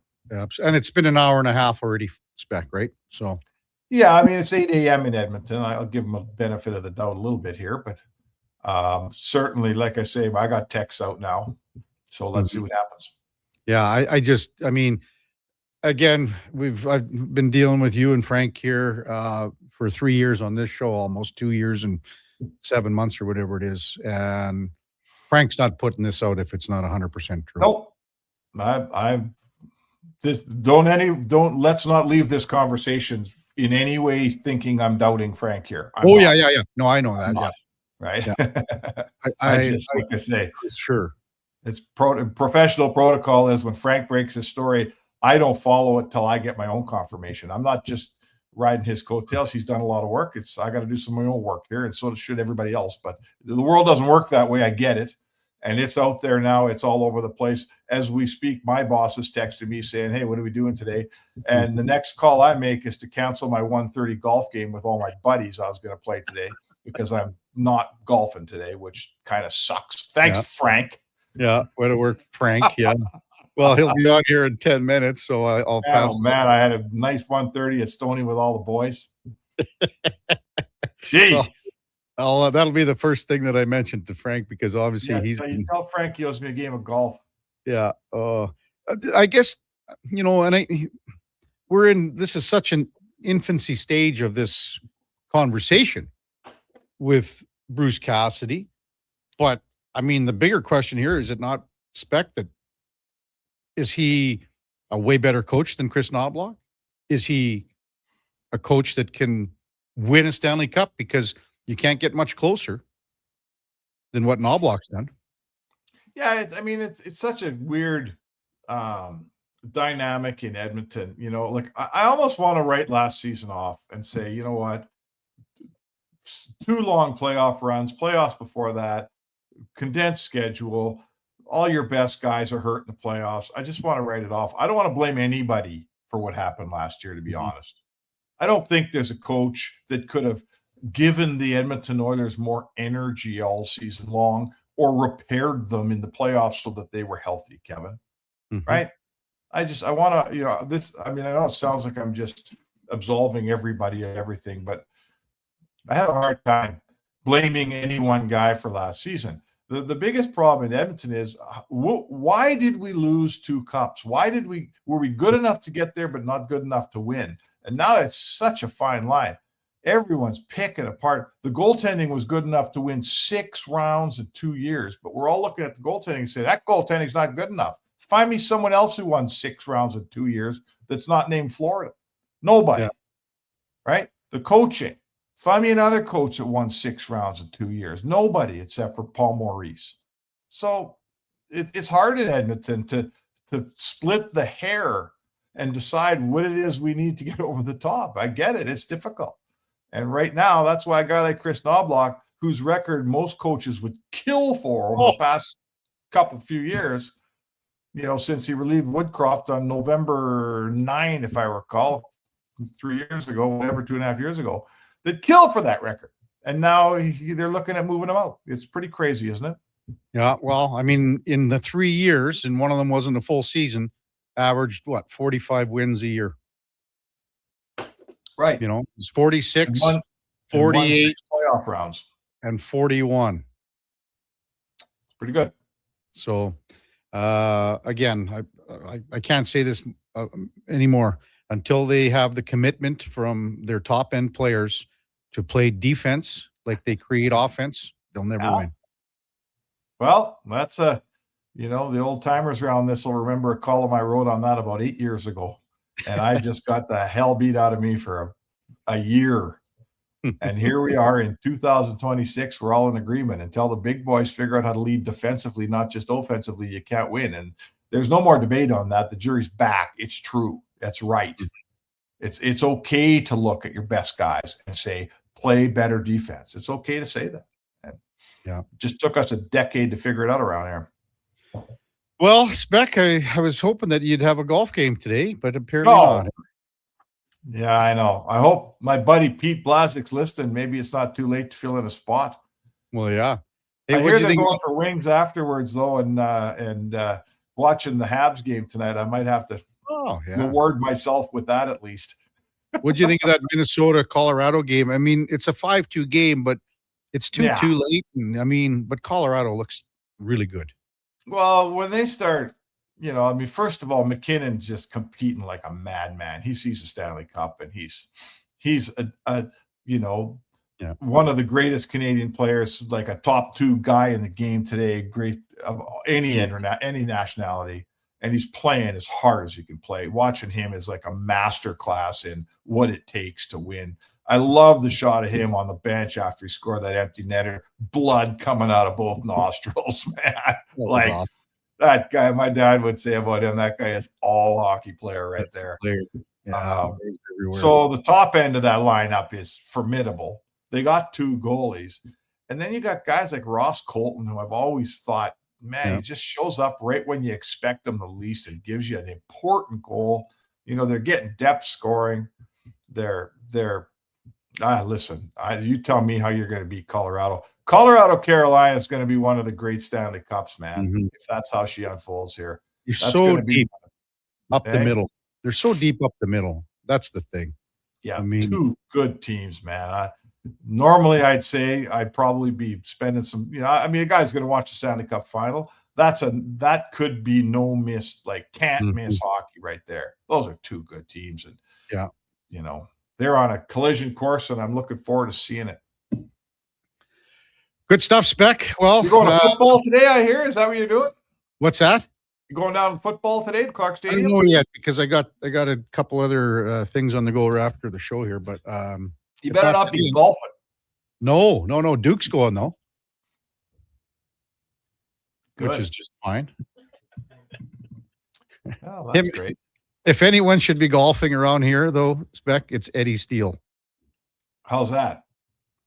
Well, after his performance on Friday. Oh, he should be at the range. Is that what you're telling me? He should be at the range with an instructor. Sounds good, Spec. Well, get the text working and the phone and see if you can figure out something. And then, hey, shoot me off a text if you figure something out, too. I will for sure, buddy. No problem. Happy to be your conveyor of information. You can finish this up and still golf at 1:30. Well, you never know. Okay. Sounds All good, right, see you, brother. Mark Spector on the mark, brought to you powered by Northgate Chevrolet. This truck's for you. Check them out at northgategm.com. When we come back, Frank Saravalli from Victory Plus TV on the Kevin Karius Show with the Duke of Delburne. Josh Fenwick on Sports 1440 AM radio. We're streaming on YouTube, X, Facebook, Instagram, and Twitch. A lot of you love hockey season. Well, when it comes to construction season, You're not as excited unless you work for GS Construction. It's true. As one season is winding down, ours is winding up with all sorts of great projects to make the city we live in better. And our team is hiring. GS Construction is scouting for pipe layers, topmen, and heavy equipment operators. So if you want to score a great job, visit gsconstruction.ca today. Mr. Rooter gets attacked by a Canada goose. Oh, look at that. Another on-time arrival. Nothing stops Mr. Rooter from plumbing on schedule. You gotta be kidding me. Hello, Mr. Goose. I'm Mr. Rooter. Okay, this is what you train for. Through rain, sleet, or goose, the pipes get fixed. For a plumber who does whatever it takes, Mr. Rooter. Don't let equipment failure stop you cold. At AWS Welding in Nisku, our factory-trained service techs are on hand for all welding equipment repairs. We're a fully warranted center for Miller, Lincoln, and ESAB. And we service all makes and models. Proper, regular service extends the life of your gear and keeps it running at peak capacity. Don't wait for a breakdown. Book your service appointment today at 780-979-0470. AWS Welding. We make it happen. Hey there, I'm in the Fountain Tire sidecar, making a list of the things I'm doing this spring. 1. Saving you money, with up to 20% off select tires until June 13th. 2. Water skiing, tricky in a sidecar, but fun. And 3. Saving you more money, with mail-in rebates of up to $100 off a set of 4 select tires and $50 off a $150 service with the purchase of 4 select tires. Oh, that's 4 things. Oh well, restrictions apply. Book online at fountaintire.com. Fountain Tire. We're on this road together, Canada. Hear that? That's your entry calling. Go Auto is sending you to the biggest football event in the world, live in Vancouver, with tickets, flights, and a hotel stay for 2. To enter the contest, just text GAME to 780-777-7777. That's GAME to 780 all 7s. Go Auto, get in the game.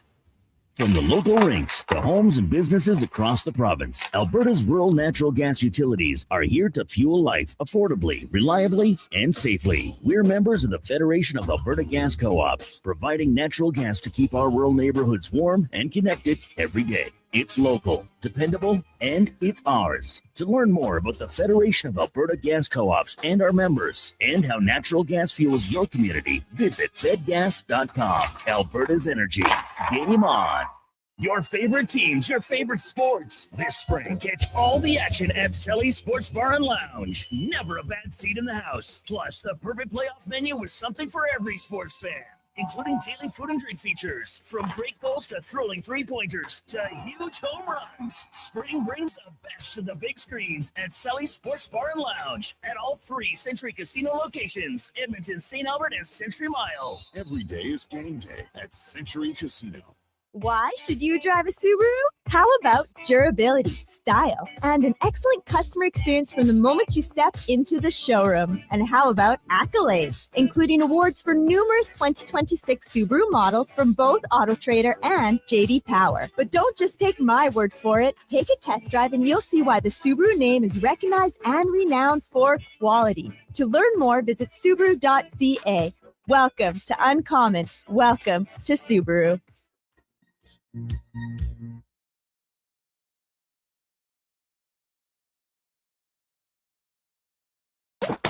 Stories, guests, and insights. This is Sports 1440 and the Kevin Karius Show.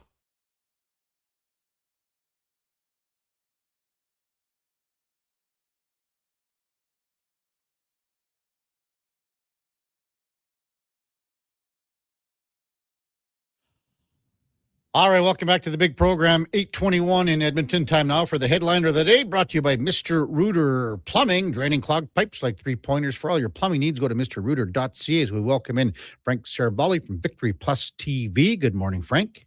How you doing, Kevin? Good, good. Well, Frank, you've caused a little bit of a storm this morning with your post and now your article that's on Hockey 24/7 regarding the Golden Knights withholding permission for the Oilers to interview Bruce Cassidy. So maybe just let our listeners in on how everything's sort of evolving here, Frank.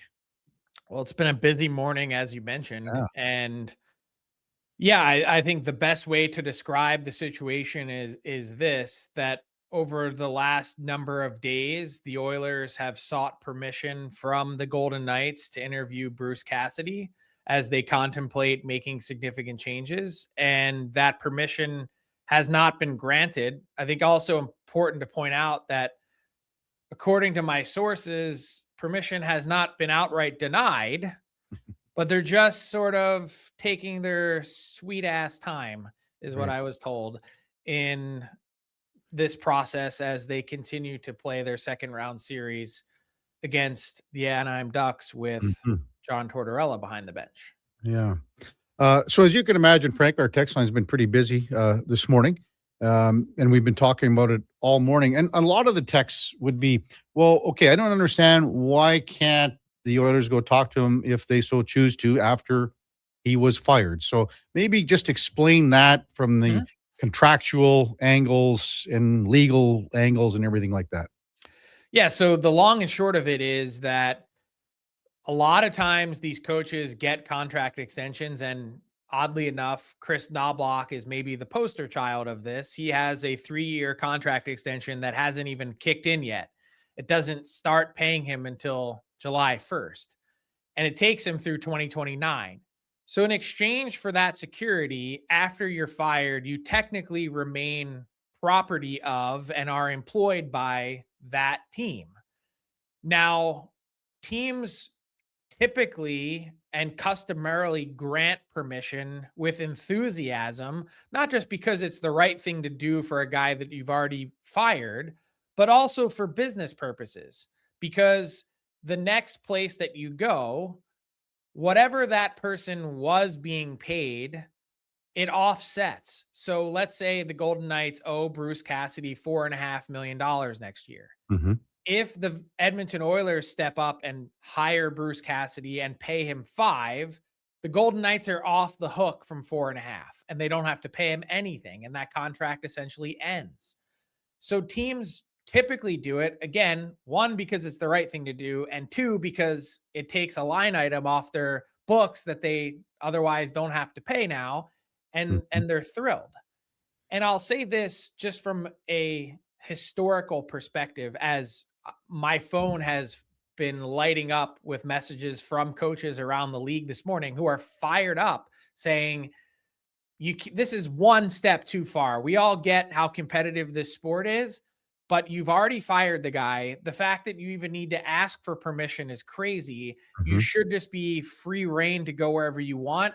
Perhaps there's a customary heads up, but they're upset because they see this as potentially a quality opportunity that perhaps Bruce Cassidy might be boxed out of. So I guess your line, Frank, their sweet ass time makes the sense because of Vegas just wants to draw it out. Yeah, I think there's some gamesmanship here. What happens if another team decides to fire their coach and go after Bruce Cassidy? Look, I meant to mention in my little screed there that there is precedent for this even in division. You don't have to go back very far. Last spring, the Pittsburgh Penguins part ways with Mike Sullivan. They grant him permission to go to the New York Rangers. In division, that's a 2-time Stanley Cup winner. This does happen with regularity. But why else might Vegas be inclined to withhold that permission? Yeah. Well, they've gotten to the top with Bruce Cassidy. You don't have to look very far on the Stanley Cup where the Vegas Golden Knights are etched to see and find Bruce Cassidy's name. So if I'm in Vegas's shoes, and they've well earned this reputation around the league of being a ruthless organization and how they're run, their goal here is not only to break the Oilers' wagon and have some fun with them. I believe their goal and their intent must be, well, I don't want to see Bruce Cassidy go have success in Edmonton because we know how good of a coach he is. It's not just that. But if they can prevent the Oilers from having success, maybe, just maybe, it means that they'll get rid of Connor McDavid in their division in relatively short order. which is in a whole entirely other conversation here. Mm-hmm. Yeah. And I know you had in your article, Frank, some ties because in Milan and Cassidy was on the staff. And, you know, obviously Connor was a big part of the team. So does that weigh in here at all? Well, I'm sure the question will be asked, if it hasn't been already, what do you think of Bruce Cassidy? Yeah. And I believe the answer was a positive experience in Mhm. Milan. So I guess the bigger question for me, Frank, and I said this off the top, and you know, we basically got to it right at 7:00 this morning, our time. Like, obviously the Oilers didn't want this to be out there. Mm-hmm. Now, It's a bit messy. sure. But for me, like, you're like from an organizational standpoint from the Oilers here, Frank, I think they're dicking around Chris Knobloch. If you don't want him to be your coach, say it right now. Like, sorry, Chris, you know what? We'll figure out your 3 years. We'll pay you out, blah, blah, blah. But you're not going to be our coach next year. And they're going to figure this out now in the next week, 2 weeks. If you don't know that already, then you got problems within your own organization, I think. Typically, I would agree with you because I do think this is messy, and I do think this is, well, like, to say the obvious part, Mhm. they're not doing Chris Knobloch any favors. However, I wonder if this provides the Oilers with a little bit of wiggle room, in the sense that if it's not Bruce Cassidy, maybe he's back. I'm not projecting that. I think it's going to be awfully hard to put it back. You can't put the genie back in the bottle. They And said, I yeah. think the writing was well on the wall already, not just from my comments last week, but also how often do you see the two best players on the team take a run at a coach at different points throughout the season and have that guy survive? The Oilers' average season, Chris Knobloch was right in the middle of a lot of it. Let's be fair. It's a lot's on the players, but Chris Knobloch was right in the middle of it. So I do think that a change is coming, but in the back of my mind somewhere, as I try and map out this chessboard for you, to answer your question, is there a possibility that this is a one or the other type situation? As I said earlier too, Frank, but to me, they pulled the pin out of the grenade by taking and choosing this path. I don't know how you could, if something doesn't happen with Cassidy here, I don't know how you could say, oh, but Chris, you're okay. You can come back. We'll start you. As I said, you said the pin's out of the grenade. I said the genie's out of the bottle, whatever phrase you want to use. I mean, we've ripped our shirts off here and we're staring bare naked at each other. And these are the facts. So with I don't know if that, I want to picture that sight, Frank. hey, I'm not a very hairy guy, Kevin. I would say, when it comes to where the Oilers go next, the biggest thing that I can think is, or would put credence to, is that this further highlights to me the pressure that the Oilers are under to hire an experienced championship pedigree coach. Making this change, they're not fiddling at the dials. They're not trying to, hey, let's see if we can get another first timer in here. Hey, let's see if we can reinvent the wheel. No, it's go time. This is burn the boats. This is, you've got 1 year with Connor McDavid before he's making up his mind. Is he staying or going? I want to get who I've said repeatedly, unconnected to Edmonton, is, in my view, one of the 5 unquestioned best coaches in the NHL. Right. That's won a Stanley Cup. That's the guy I want. And I'm going to start with him. And if I fail, then I'm going to go out and get the next closest facsimile. So Stan Bowman, would you say that his job is safe? And is he making a move here to keep his job? I don't think any of this is designed for anyone to keep their job. I think this is solely focused on one mission, which is the most consequential offseason in Edmonton Oiler history, to get this right. And if not to nail it 100%, because this is a zero-sum game and only one team out of 32 wins the Stanley Cup, to at least impress upon Connor McDavid and the rest of the group and the marketplace as a whole that this team is doing everything that it can to be a championship team. And there have been missteps, there have been miscues, there have been a lot of mistakes made, some singles, some doubles, and some grand slam home runs that have been given up. And now it's one opportunity, one summer to change that. There's only so much that they're going to be able to do with the roster. Yep. That's part of the reason why making the coaching change was, in my view, a relative inevitable, because that's the largest change you can make freely, or apparently not. Did you also have a post out yesterday or the day before, Frank, about Evan Bouchard with a concussion during the playoffs? I mentioned that last night on Oilers Now. Yeah. Just that I believe he had suffered concussion-like symptoms, or a concussion. I don't know the formal diagnosis. I'm not a doctor, and I don't know. They don't reveal these things. As you see everyone go through the laundry list of items at year end, the Oilers don't do that, so we can't really give you a full view, but I believe he did suffer a concussion. We just had Mark Spector, and he said to tell Frank, thank you very much. I had a tea time at 1:30 this afternoon that I had to pull out of because of all the news this morning, Frank. Hey, a veteran scribe such as Spec should know that this is not the week, even though it's May, and even though this is the first May you've had in a while where you're not covering your team in the playoffs, you should know that the volatile nature of where the Oilers are in their post-mortem, that this wasn't the week to be scheduling any early afternoon tea times. But I would have advised Mark, since I'm a veteran in this game as well, that somewhere around 6 o'clock, especially with the Edmonton Sun, that you could do a twilight special. Sure, exactly. And I think he's going to meet the guys for some chicken wings, he said after. By the way, congratulations on your hole-in-one. Oh, thanks, Frank. Yeah, it was a nice little afternoon. Eddie Steele was there, Duke was there, and one of our sales guys, SKS, and it was the first one for me. Do you have any?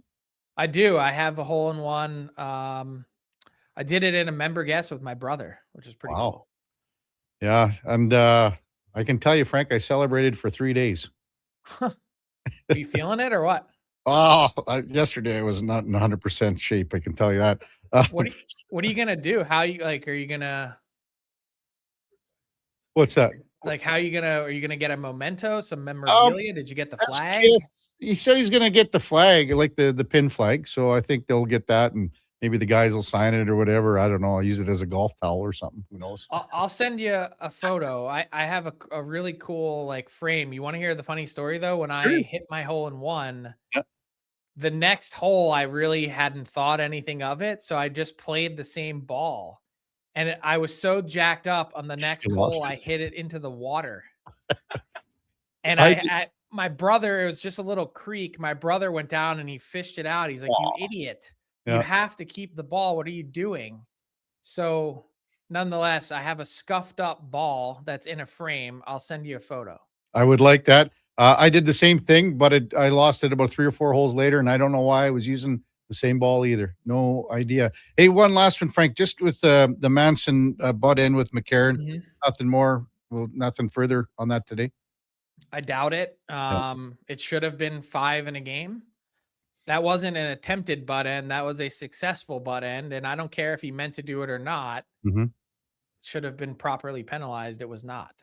Well, I don't know, Frank. See, to be honest with you, I thought 4 was just fine. But that's not what the rule says. The rule says attempted butt end 4, actual butt end 5, end game. I don't know. To me, McCarron sold it so much. I couldn't tell if there was an actual butt end to the guy's face. To me, all you have to do is look at how Manson takes his stick away afterwards, and you see how much of the butt end was exposed. You know that it absolutely jammed him in the jugular. So maybe he gets a fine too or something, or what? I don't know. I didn't ask, but my guess would be probably not. Okay. Great stuff on this reporting this morning. I'm sure you got a lot of more calls to make and everything else, Frank. Really appreciate it. And we'll talk to you on Thursday. Sounds good. See you, Kevin. That's Frank Saravalli, Victory Plus TV. And our headliner of the day brought to you by Mr. Rooter. Dropping the gloves on every clogged pool. That's mrrooter.ca. Well, I think Frank shed a fair bit of light on that. And again, as Spec said, you give this a little bit of time and you figure out in a hurry what's cooking, what's not cooking, and what burners it on. And with nothing being said right now, then that's where, again, I feel, and we've had some texts. I don't understand this one from Doogie. I'm going to read it right now. Where is it, Duke? Oh, man, Doogie. Absolutely terrible takes from both you and Spec. Everyone in sports understands the NHL is a business, but you two. If Cassidy doesn't get hired, Knobloch is under contract still and will coach next year. He's not taking the year off or negotiating anything because of hurt feelings. Grow up, Doogie says. Well, I don't understand what you're saying here, Doogie, because, again, the pins out of this grenade. If you don't hire Bruce Cassidy now and you hire Knobloch after, not hire, but like bring him back after, what are you telling everyone? I disagree. 833-401-1440. The texts, we're going to have Eric Stevens at the top of the hour from The Athletic. Covers the Anaheim Ducks. Game number 5 of that series goes tonight. It's the Kevin Karius Show with the Duke of Delburne. Josh Fenwick on Sports 1440 AM radio. We're streaming on YouTube, X, Facebook, Instagram, and Twitch. Mr. Rooter gets attacked by a Canada goose. Oh, look at that. Another on-time arrival. Nothing stops Mr. Rooter from plumbing on schedule. You gotta be kidding me. Hello, Mr. Goose. I'm Mr. Rooter. Okay, this is what you train for. Through rain, sleet, or goose, the pipes get fixed. For a plumber who does whatever it takes, Mr. Rooter. Come for Canada's largest trade shows, the biggest names in entertainment, exhilarating sporting events, and more. And stay for the experience at the Edmonton Expo Centre. Looking for the perfect place to host your next big event? From trade shows to galas, meetings, and concerts, the Edmonton Expo Centre has the space, event expertise, and service to make your next event unforgettable. With over 522,000 square feet of flexible event space, in-house catering, and operational expertise, they bring your biggest vision to life. Learn more at EdmontonExpoCenter.com today. Today on Hey Culligan, how smart is your water? Here's Tracy. Hey Culligan, I think my water might be dumb. Good news, Tracy. Your water's not dumb. It's just not talking to you. You can make my water talk. No, but the new Culligan Smart Drinking Water System can talk to your phone to tell you when your water filters need changing and help you meet drinking water goals. Now that's some brilliant H2O. You said it, Tracy, and we're already on the way. Let us help you out with a free in-home water test from a local Culligan water expert at culligan.ca. You see it? Fusion Promo Marketing can make it. Fusion makes high-quality, memorable promotional products for businesses, sports teams, and corporate events. From vision to reality, get noticed and remembered. Fusion with a Z. Promomarketing.ca. Getting your vehicle sparkling clean doesn't have to cost a fortune. Take it into Hughes today and pay just loonies a wash. Find us at HughesCarWash.com. Divorce is never easy, but Fairway Divorce Solutions can help. Their clear step-by-step process addressed all our issues, and we moved through the process quickly. Fairway didn't take sides. They saved us money and heartache. My ex, the kids, and I feel like we'll all be okay. At Fairway Divorce Solutions, trained mediators and in-house lawyers will move your divorce process forward in a professional and efficient manner to achieve a fair resolution and separation agreement. Visit fairwaydivorce.com. Summer, it's coming. An unstoppable force that will turn your home into the Sweatbox. Don't live in a summer blockbuster. Pro Solutions is your one-call solves-it-all expert for AC repairs, tune-ups, and new installations. With fast appointments and flexible financing, we'll make sure your home story has a comfortable ending. AC season is coming soon, so book today. Lock in pre-season pricing today. Visit prosolutionsinc.ca to schedule your service today. The longest running basketball show in Canada airs every Saturday morning at 10 on Sports 1440. Hoop City with Paul Sir introduces a new generation of basketball talk, and it's right here on Edmonton's home for sports, Sports 1440. From the local rinks to homes and businesses across the province, Alberta's rural natural gas utilities are here to fuel life affordably, reliably, and safely. We're members of the Federation of Alberta Gas Co-ops, providing natural gas to keep our rural neighborhoods warm and connected every day. It's local, dependable, and it's ours. To learn more about the Federation of Alberta Gas Co-ops and our members, and how natural gas fuels your community, visit fedgas.com. Alberta's energy. Game on. Hey, Gary, is that your dad? No, this is Evan, the new sales rep I hired. Oh. First impressions matter, but when hair loss takes over, it can feel like you're not being seen for the maverick you truly are. Hi, I'm Dr. Vance Elliott. At Advanced Hair and Skin Surgery, we know that hair loss is more than just a cosmetic issue. It's personal. Let's discuss all the cutting-edge options available so you can make a great impression every time. Book a free consultation today at drvanceelliott.com.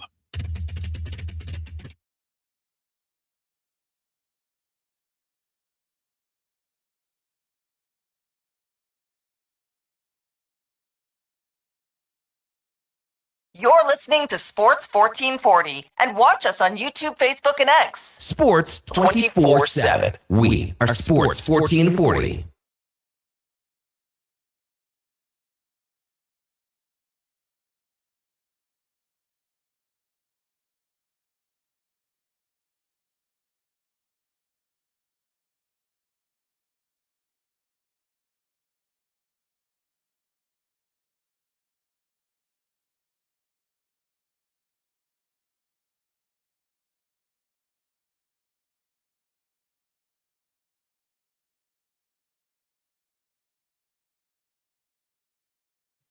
All right, welcome back to the big program. 8:45 in Edmonton. Kevin Karius, Duke of Delburne, and Josh Fenwick with you here on Sports 1440 AM radio.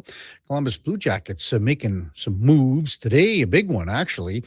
They've re-upped Charlie Coyle to a 6-year contract that runs through 2032 for $6 million a year. Charlie Coyle's 34 years old right now. 34.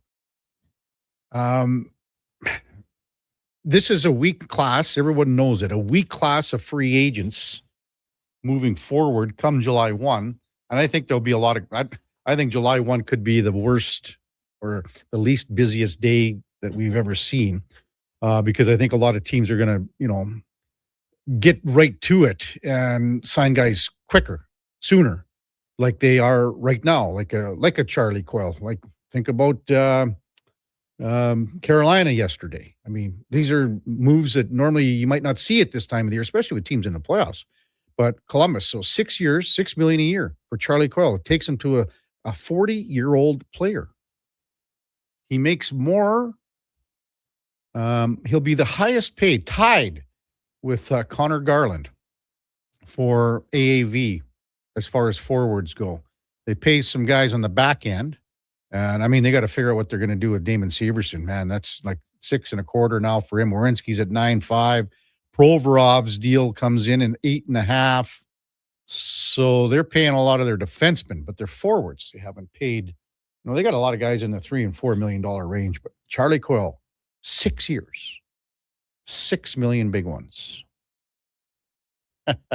HVAC Nick says, so I'm putting money on both LeBron and Ovi returning next year. And next year, both being their final seasons in their leagues.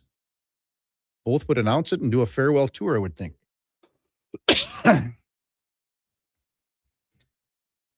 Brian says, your interview with Speck was disappointing. What was disappointing about it? I don't understand. Also, Kevin, one text came in earlier. Might have even been in the first segment we were talking about it. There's been several more come in here in this hour, since we talked about it with Spec and Frank. And I just want you to reaffirm or confirm, like, there is no chance that Bruce Cassidy would be interviewing to come here to be an assistant coach. None at all. And because the most recent one saying, could he do this and then say, like, well, if it doesn't work out, now you've already got your guy in house. So as you said earlier, Kevin, think about how much noise got made when they brought in Paul Coffey, a guy with zero coaching experience outside of this organization. Now you're Chris Nowak, you have Stanley Cup winner, was one of the highest paid coaches in the league in his previous job, standing beside you on the bench, excuse me, looking over your shoulder. Like, that is not going to happen. Never. That is, I all the texts I sent back to people, never say never, right? But I would say this is as close to being a 0% chance as you can possibly be without actually hitting the number 0. Yeah, without question. Like, it is never happening. Bruce Cassidy is the most sought-after name, highest profile name on the coaching market. Yeah, he is not taking an assistant coaching job. Period. Without question. It's not even a possibility. They're not picking up the phone to talk to this guy to say, Bruce, you want to come in and be an assistant? And then when we fire our guy a week into the season because we start 0-3, you can have the full-time gig. Like, no. That's not happening. RL texts in 833-401-1440. Kevin, I was a diehard Oilers fan from day one. I had 12 season tickets at one time and never missed a game. I stopped supporting 15 years ago and no longer call them my team, mainly because of moves like today. This franchise continues to make questionable moves, never seem to have the right person steering the ship. Unfortunately, will probably never change because of the bottom line. Again, like, the Oilers are waking up today, and when Frank sent that out at 6:45, they're going, oh no. Oh no. As an organization, this is not what we need. We have enough outside noise here from past years and, what happened in the 2 finals, and you're so close.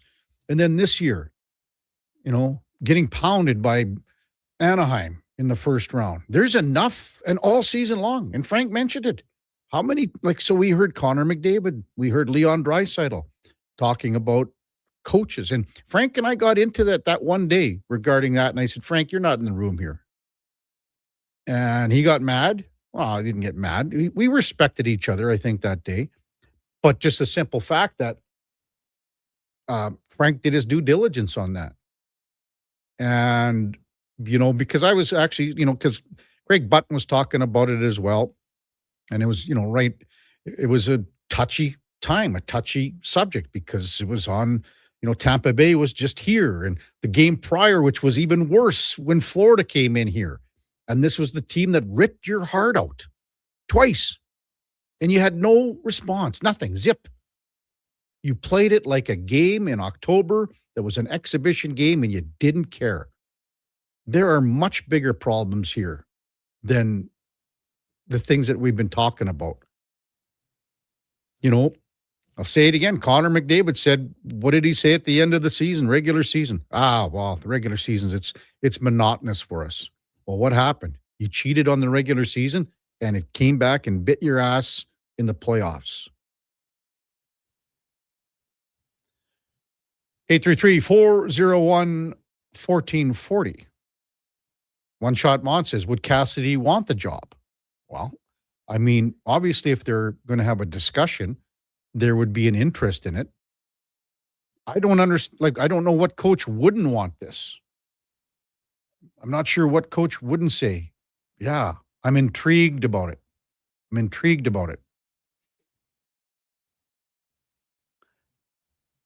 833-401-1440. Crotch says the optics might be bad, but players say it all the time, and this is a business. Cassidy is a much better coach than Knobloch. You have to go after it. How much better of a coach is he? How can you say that with total, validity to your argument? Because he won a Stanley Cup. I mean, they had a hell of a team. Aiden Hill turned into, a fantastic goaltender in the playoffs. Look where they are right now. They're fighting for their playoff lives because of one of the reasons why. What is it? Wow. their goaltending isn't that good right now, is it? Carter Hart isn't that good. Could they go to Aiden Hill right now?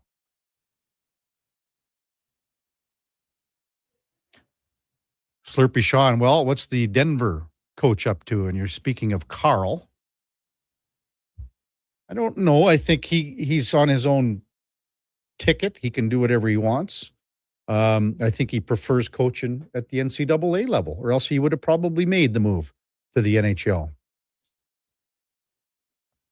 Radio Free Agent listener says, this is exactly what the Oilers wanted. Why? Explain that for me, Radio Free. Why is this what the Oilers wanted? So now people can say, so Chris Knobloch is the second choice moving forward, or third choice, maybe. I don't even know where he is. As I said off the top of the show, to me, like, you know what, or get off the pod here. If you don't want Chris Knobloch as your head coach and you think that he had a regression as a head coach from year 1 to 2, I don't see that happening. You know, the numbers don't show that to me. From year 2 to 3, okay, now we can talk. But you, as I said, the regular season's monotonous to us. That's from your captain. You got to drag everyone into the fight in the regular season to be prepared for the playoffs. Hot Salsa says, I think the choice for me is Gerard Gallant. Just saying. Oh, well, didn't Gerard Gallant have a health thing, Duke? Wasn't there something health-wise? Because he was coaching overseas, right? He was in the KHL. And then something happened, and he wasn't feeling 100%, and like that was at the end of the year. I think that was at the end of the year. BK texts in, hey, Kevin, love the show. I don't blame Bowman or the Oilers for this. They're trying to improve the team, and part of that is checking out the availability of a top-notch coach. The question we should ask is who leaked this? I'm betting it came from the Vegas side. Well, Frank was saying, league sources told him, league sources. I think the anger should be directed towards Vegas, how they're handling it. So to me, again, BK, I look at it and I go, your organization always reflects upon how you treat people. So again, if you don't believe that Chris Knobloch's your guy, I got no problem. If that's your organizational standpoint, make the call. If you think that this is the right, what's Chris Knobloch done here since the regular season ended that you didn't feel that you needed a real evaluation moving forward?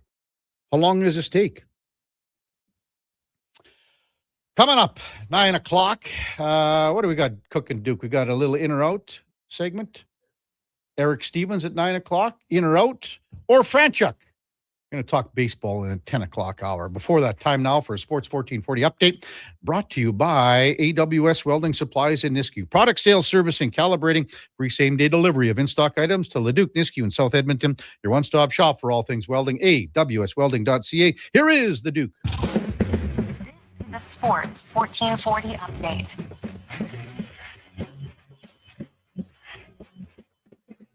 Stanley Cup playoff action last night. Colorado Avalanche bounced back in a big way, beating Minnesota 5-2. Local kid Parker Kelly with the game winner as the Avs open up a 3-1 series lead on the brink of advancing to the Western Conference Final. Off the ice, Charlie Coyle extending in Columbus with the Blue Jackets on a new 6-year, $36 million deal. 34-year-old had 20 goals, 38 assists, playing in all 82 games with Columbus this past season. GWHL playoffs last night, Game 5 between Montreal and Minnesota postponed due to player safety concerns related to illness. League did not expand on the detail of it, but said it was not related to the Hanta virus. In the association, Oklahoma City punches their ticket through to round number 3 with a 115-110 over the Lakers, completing the sweep of Los Angeles. Canadian and reigning MVP Shai Gilgeous-Alexander, 35 points in the victory. In the early slate, Detroit falls to Cleveland 112-103 was Donovan Mitchell, Cleveland superstar, with 43 points in that victory. That series now knotted at 2 games apiece. In the majors, light day yesterday, just 6 games total. The Blue Jays dropped their opener to Tampa Bay 8-5. Kevin Gausman picks up the loss, but does record his 2,000th strikeout of his career, becoming the 6th active player to hit the milestone. Elsewhere, Cleveland beating the Angels 7-2. Yankees fall to Baltimore 3-2. D-backs blank the Rangers 1-0. Mariners top Houston 3-1. And the Giants beat up on the Dodgers 9-3. Coming up in hour 3 of the Kevin Karius Show, we'll be joined by Eric Stevens from The Athletic covering the Anaheim Ducks. We'll hear today's edition of Cam and Eggs. I'm Brandon Douglas at your Sports 1440 update. This is Sports 1440, a Stingray radio station broadcasting on Treaty 6 territory. Download the free iHeartRadio app and listen to CKJR wherever you go. Silent Rides is one of Alberta's premier specialty charter companies. With our luxury motor coaches, we provide our customers with the safest and most reliable ground transportation services. Our seatbelt equipped, top-of-the-line motor coaches have become the preferred carrier for many local sports teams, tours, corporate outings, and other various travel needs across Western Canada.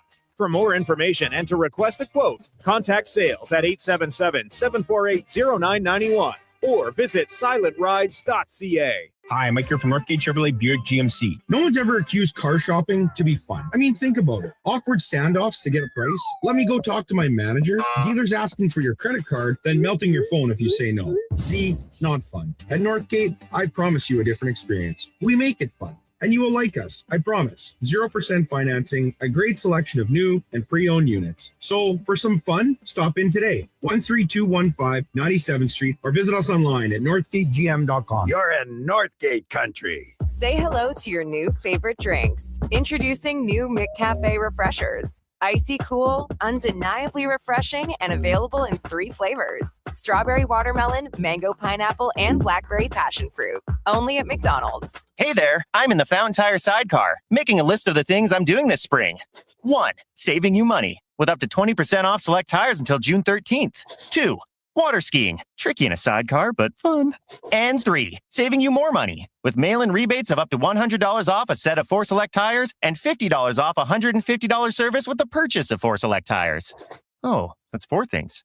Oh well, restrictions apply. Book online at fountaintire.com. Fountain Tire.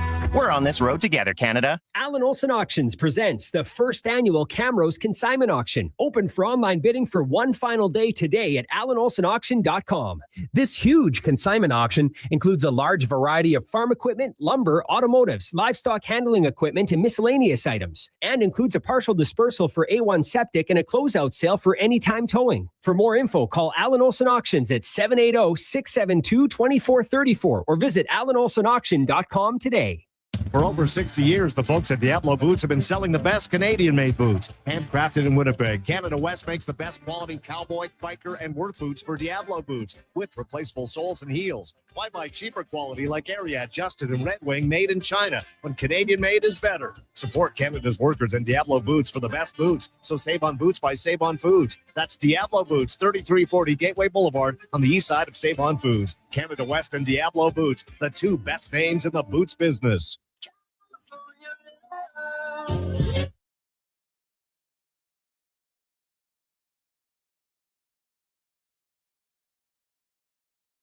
Just in time for the morning skate. This is the Kevin Karius Show on Sports 1440.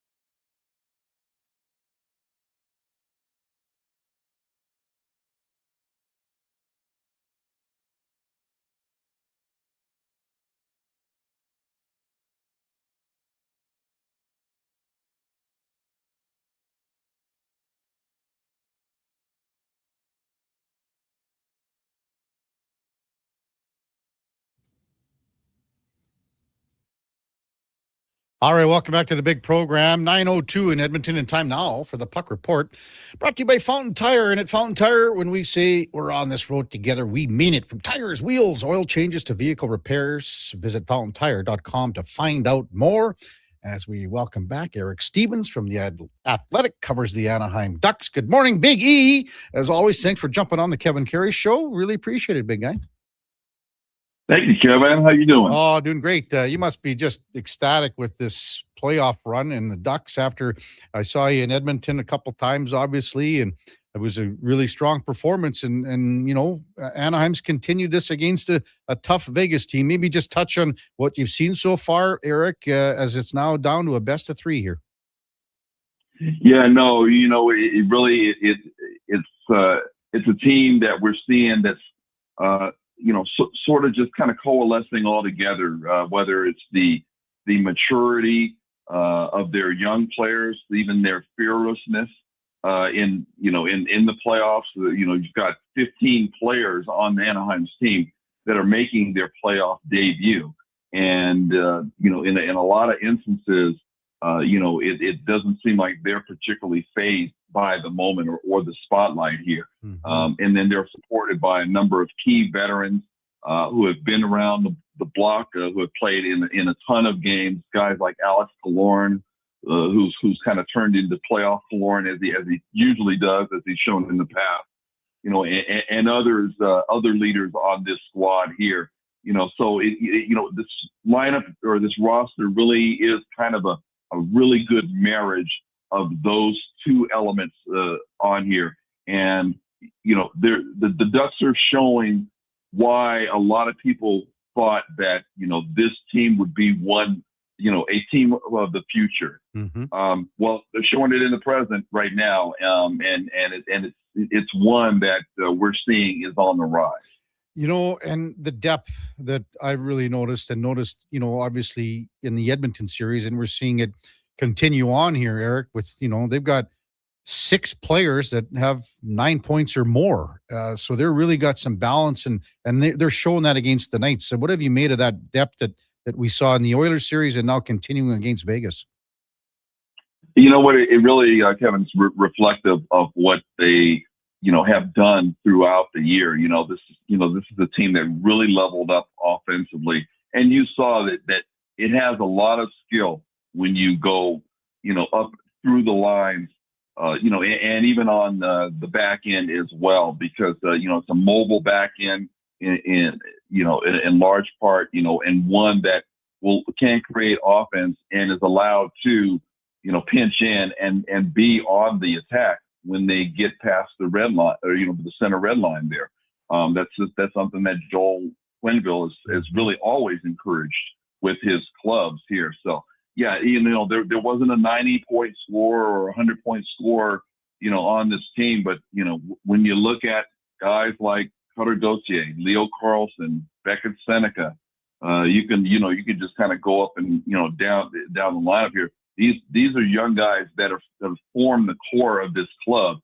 Very talented, you know, ones that you know that you know are going to have, you know, big, you know, great, you know, careers really in this league. Guys that'll play, you know, 10, 12, 15 years. You know, they're right at the very beginning of it, and you know, you have to credit Pat Verbeek for, you know, nailing on the high picks that he got, you know, during their rebuild. And being able to, being able to put key veterans around that young core. Mm-hmm. Eric Stevens from The Athletic, our guest on the Kevin Karius Show on Sports 1440 AM radio, covers the Anaheim Ducks. It's game number 5 of the series tonight in Vegas. Maybe your thoughts, Eric, on the buttons that Joel Quenneville has pushed. And these are the buttons I'm talking about, guys coming in and out of the lineup, like the Mason McTavishes and Ross Johnston, and even on the back end, moving Ian Moore back there. He's hitting on all the decisions that he's making. He's hitting on them. So, you know, he is pressing the right buttons here. No, you know, no doubt. You know, you're right. I mean, you know, there's been, you know, much was made out of McTavish, you know, coming out of the lineup even during the season. or whatsoever. But like you said, when Ross Johnson came in, gave them some heaviness.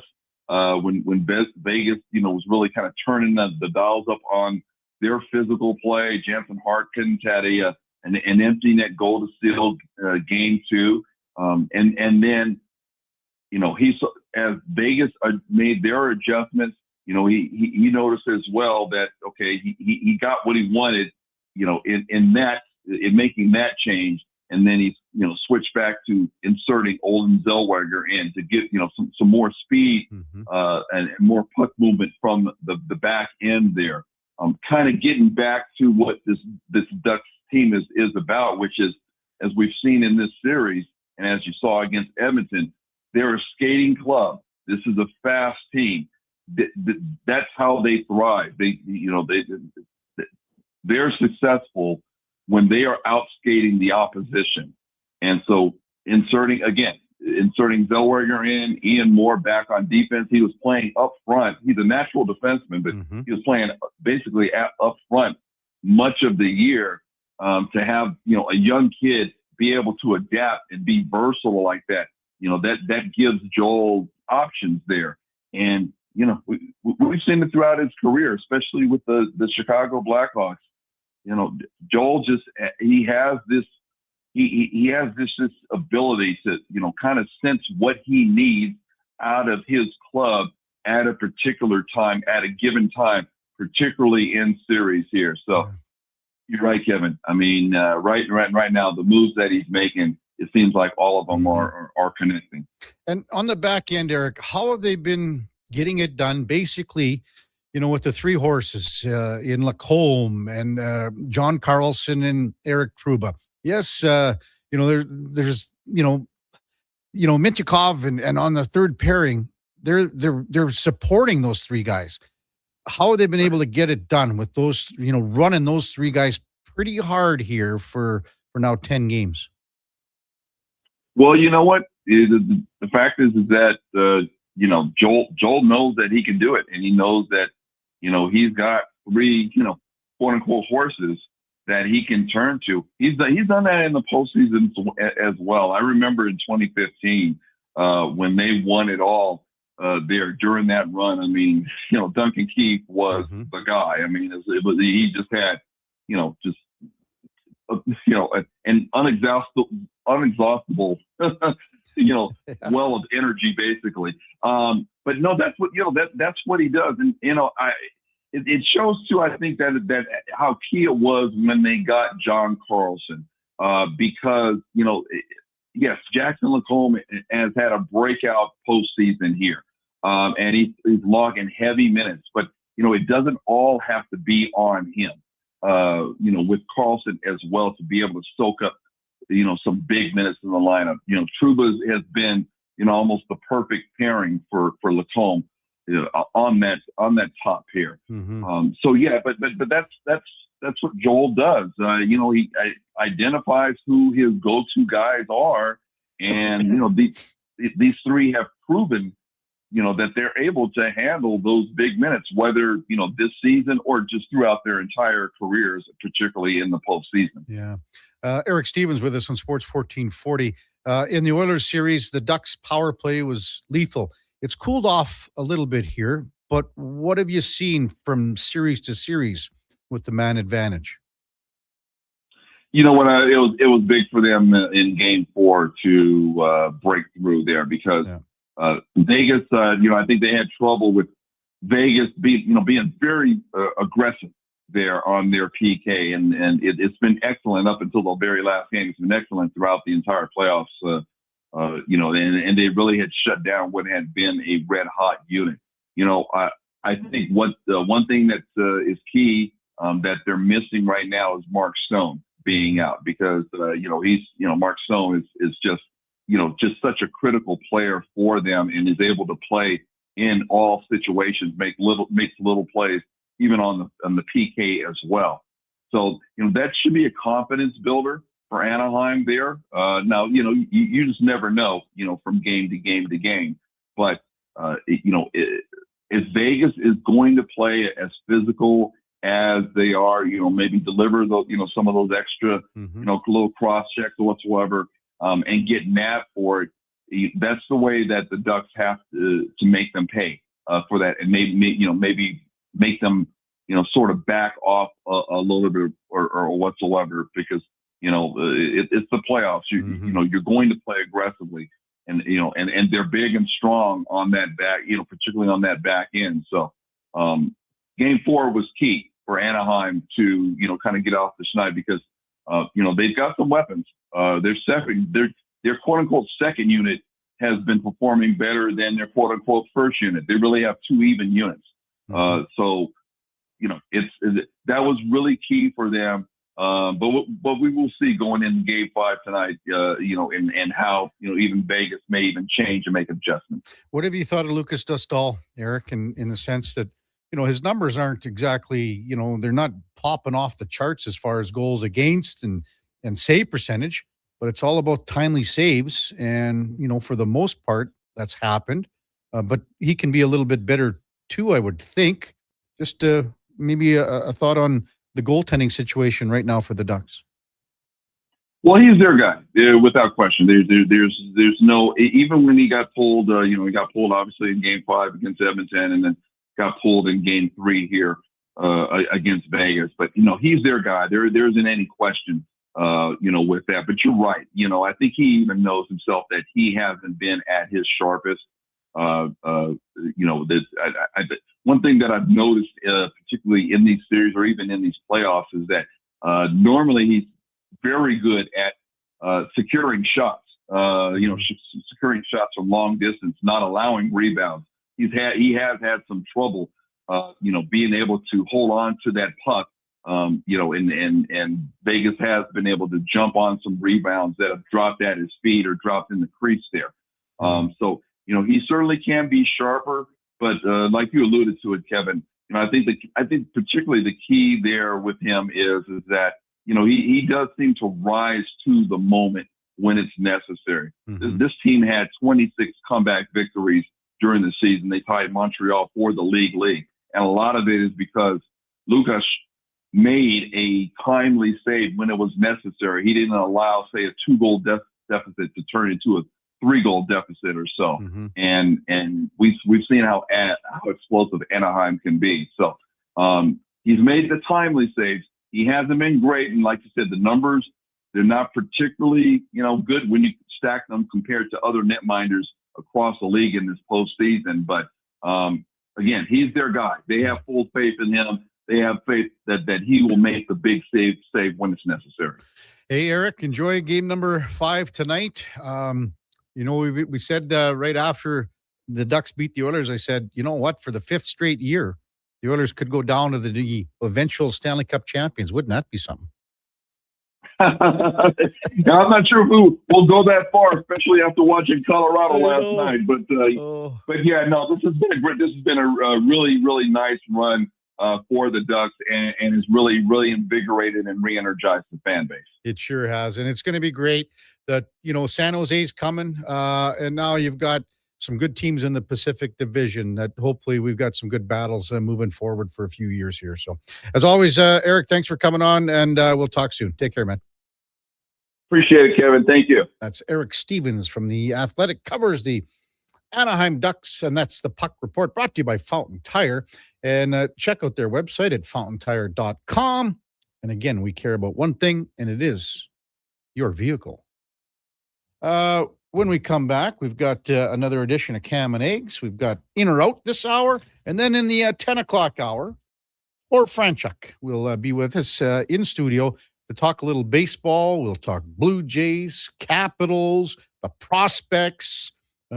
He went in the Alberta Hall of Fame, Sports Hall of Fame last year, World Series ring with the Boston Red Sox in 2004. So it should be a lot of fun to have Orv in studio a bit later in the show. It's Kevin Karius Show with the Duke of Delburne, Josh Fenwick on Sports 1440 AM radio.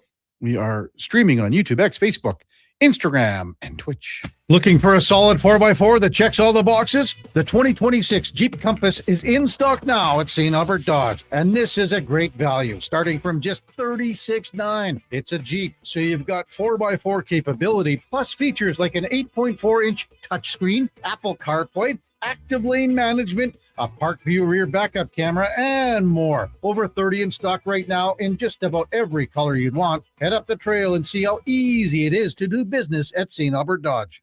Want home ice advantage for your window coverings? Novo Blinds provides factory direct pricing and the fastest turnaround in the city for homeowners, builders, and commercial projects. Book a free in-home consultation at novoblinds.ca. Hey, sports fans, we've got a clear choice for you. At Crystal Glass, we provide customers with the perfect glass for any job. From home to auto and even commercial, installation or repairs, we're your team. Call 310 Glass or visit crystalglass.ca. Crystal Glass. Good to go. With Mortgages to Go, you'll be good to go. Mortgagestogo.ca says yes when the banks say no. That's why Alberta has trusted Mortgages to Go for over 23 years. If you need cash and have equity in your home, you're approved instantly, guaranteed. Call 1-888-888-5998. That's 1-888-888-5998. With Mortgages to Go, you'll say, good to go.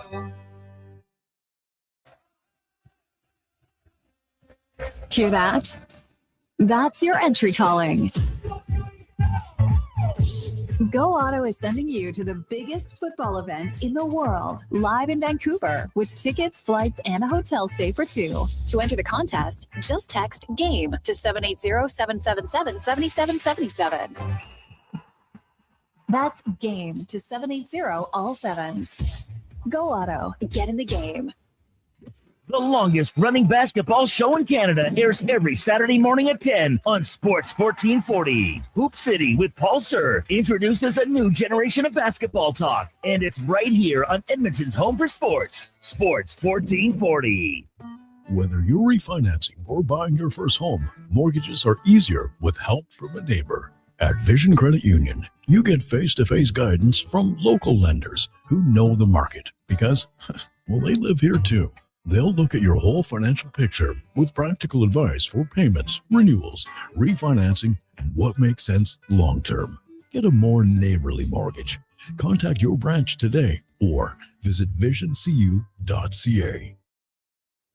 There's nothing like a spring sunset by the lake. Oh, wait, that's a pothole. And that was a new truck. Oh, what the Springtime in Edmonton also means project time with help from Metal Supermarkets. Huge inventory cut to your precise requirements, plus metal bending, drilling, punching, notching, plasma cutting, welding, even delivery. Metal Supermarkets, the convenience stores for Southside, West End, metalsupermarkets.com.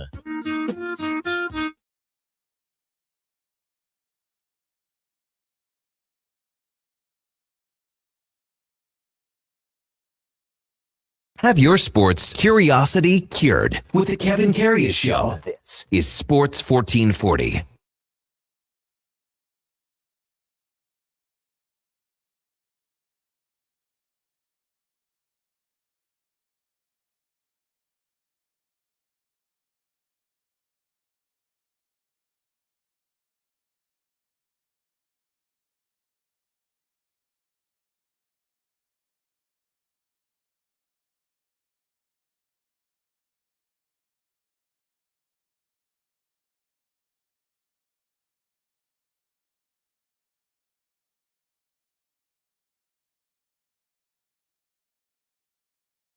All right, welcome back to the big program.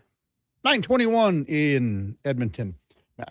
Tough break for the Prince Albert Raiders here. We got game number 3 of the Western Hockey League final. And one of their best defenseman, Daxon Rudolph, will not play tonight because he's got a 1-game suspension for cross-checking. So he's going to miss game number 3 of the Western Hockey League Championship Series tonight. He was given a 5-minute major penalty and a game for cross-checking Carter Bear from the Everett Silver Tips in the head and neck area. It was in the last couple of minutes.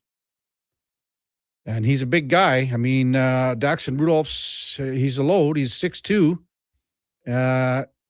He's got 9 goals in the playoffs, leads defensemen, all defensemen in playoff scoring, with 9 goals, 26 points, and 17 playoff games. He also finished third among WHL defensemen in the regular season with 28 goals and 78 points in 68 games. And just to update, I mean, we had... we talked about the draft and, the mock drafts and the lists with, all the defensemen. And there's some really good defensemen in this draft, and they're all going to go in the top 10. And last Wednesday, David Schlemko said he believes that Daxton Rudolph is going to be the best defenseman out of all of them. And, we've had Stephen Ellis on, and Stephen Ellis talked about basically the defenseman that will be maybe taken ahead of Rudolph. That's Chase Reed out of the Sioux, Keaton Vierhoff out of UND, and then Carson Karls from Prince George. So Rudolph, some people have him in the top 10, some have him outside the top 10. David Schlemko last week said, I think he's going to be the best out of all 4 of those guys. Text 833-401-1440. Well, how about this from Palm Desert Devo? Wow, from listening in California. Yay! Hey, KK, in 1980, I was sitting behind Peter Pocklington at an Oilers preseason game during the intermission. Orr Francha came up to him, introduced himself, and told Peter that there was a AAA team called the Ogden A's up for sale. Would he be interested in bringing the team to Edmonton? Peter replied, call my office and set up a meeting. At the time, I thought that Pocklington was just passing him off.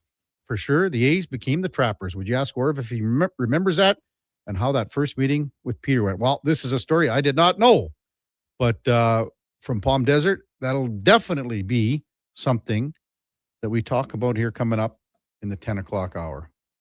833-401-1440. Jumpin' Jack Flash says, regarding the Oilers, breaking news, several points. To use a baseball term, this is an unforced error in every way.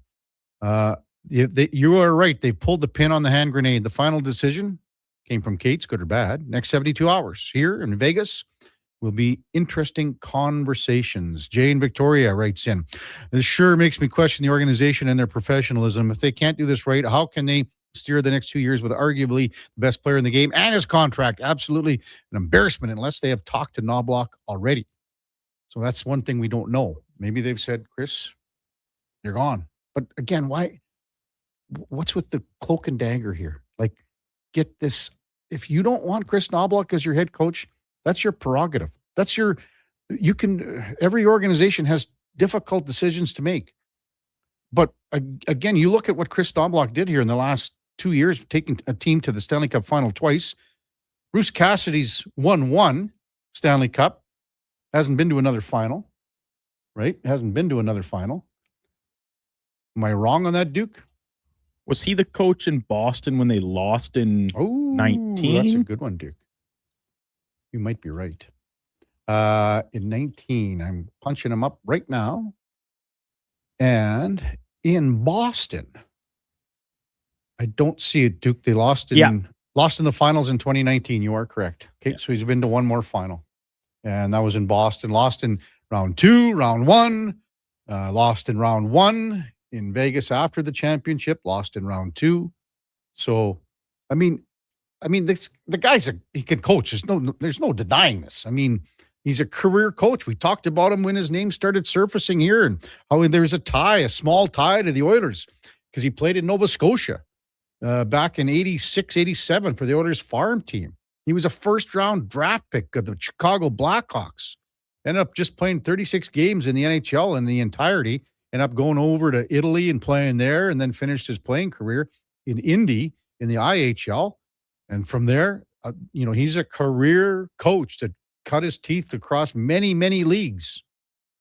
And ended up being head coach of the Boston Bruins in 2016-17. Came in, he was an assistant, and then came in after Claude Julien was fired.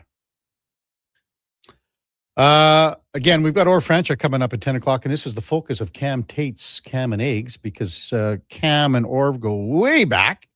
And here's Cam Tate with his edition of Cam and Eggs today. Cam and Eggs, May the 12th, episode 27. I want to invite you to get your mug. Fill it up all the way. Coffee, tea, water, or whatever you want, and then turn up your listening device like that. Over there, term Josh Fenwick. Listening device. Stay with me now. Because this guy, Kevin Karius, has a guest coming up. You will learn and laugh and be inspired and be reminded. Because guys, be honest, we all need to be reminded how to be a gentleman. Because this guest does that just by being him. So wait. I have it here, let's see, 10 o'clock. There you go. 10 a man. Kevin is going to have the incomparable Orv Franchuk as a guest. Now, I'm very blessed. You see, when I was covering the Edmonton Capitals baseball club in the late 2000s, at that crown of a ball yard we have in the River Valley, Orv was the manager. I could not wait until a Capitals homestand. I got to the ballpark at 2 p.m. for a 7 p.m. game. I wheeled into the clubhouse, east side of the ballpark. Players were conniving. I wheeled into the long hallway cement walls that leads to the field. Second office, on the right, the one with the desk. A few office chairs, one easy chair. Door at the back to a lone shower stall. Orv sat behind his desk, often feet on it. We would talk for a few minutes about the game, the stats, the starting pitcher. Then I shut my recording device off and just listened. About Orv growing up in Lac La Biche, his days of playing hockey and baseball, and the thrill of knowing he was going to sign with the New York Mets before tearing his Achilles heel in his final year, and how that led him to a master's degree in education from Cal State. And his years as a scout or hitting coach working for the Cincinnati Reds, California Angels, Oakland A's, and winning a World Series ring as the hitting coordinator with the Boston Red Sox minor team. But with every big league story, Orv made sure he passed on lessons he learned. If I wasn't writing for a 5 p.m. deadline, I would have stayed and listened to Orv until the game's first pitch. So do yourself a favor. Share time listening to Orv at 10 today. I guarantee two things. You're going to enjoy every word, and you will wish it would never end. Back with Gregor, where we might fire up Bruce Cassidy and the Las Vegas Golden Knights debacle. This is Cam Tate, Sports 1440. Thanks, Tater.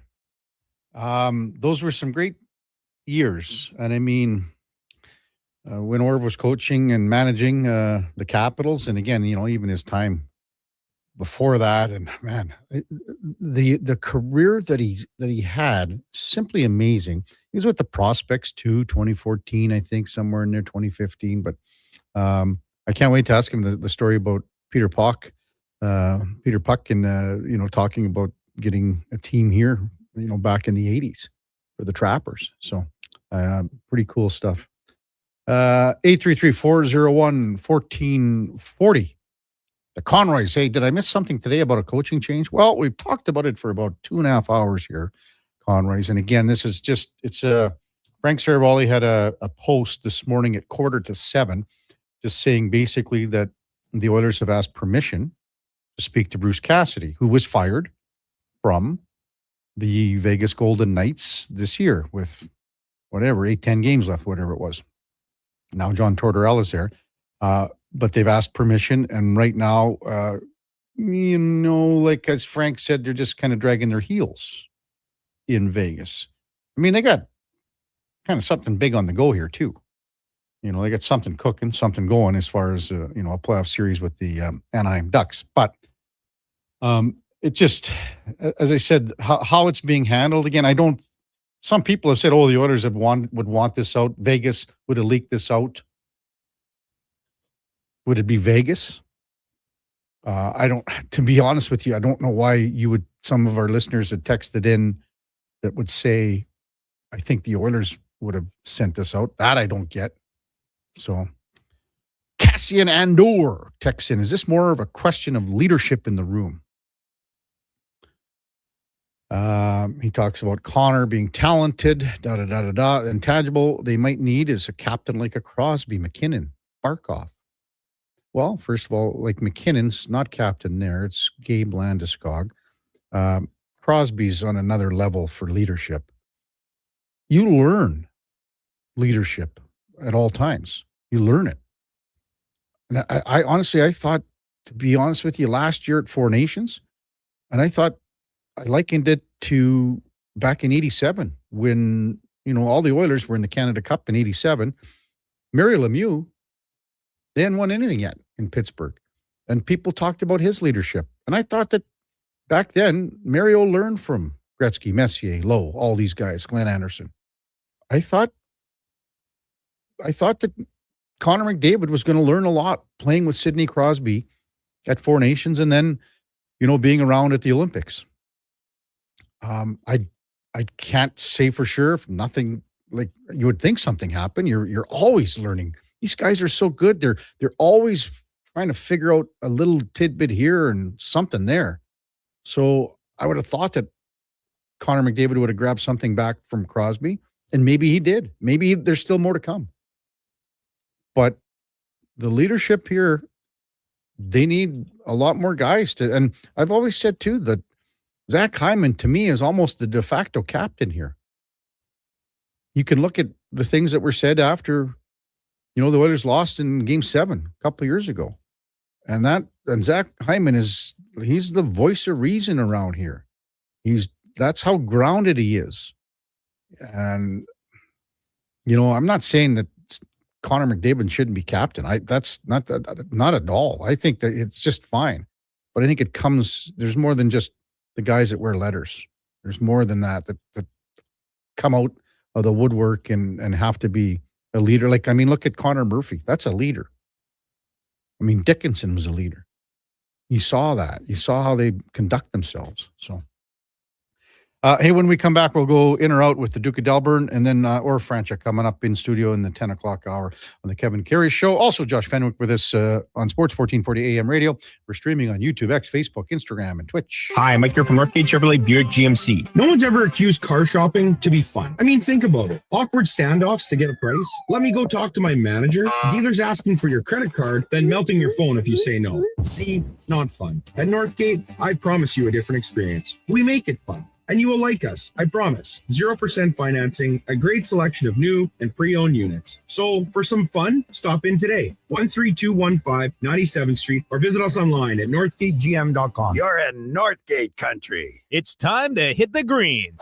Elevate your golf game with Country Club Tour Golf Academy. No matter your experience, our PGA of Canada teaching pros are here to help. Enjoy lessons year-round between our 7 CCT golf courses and 2 state-of-the-art indoor facilities. Choose the location convenient for you. We offer private lessons, group lessons, expert club fittings, and junior cams. Visit our website to learn more and get ready to take your game to the next level. Booking is easy. Go to countryclubtour.com/golf academy and schedule your lesson today.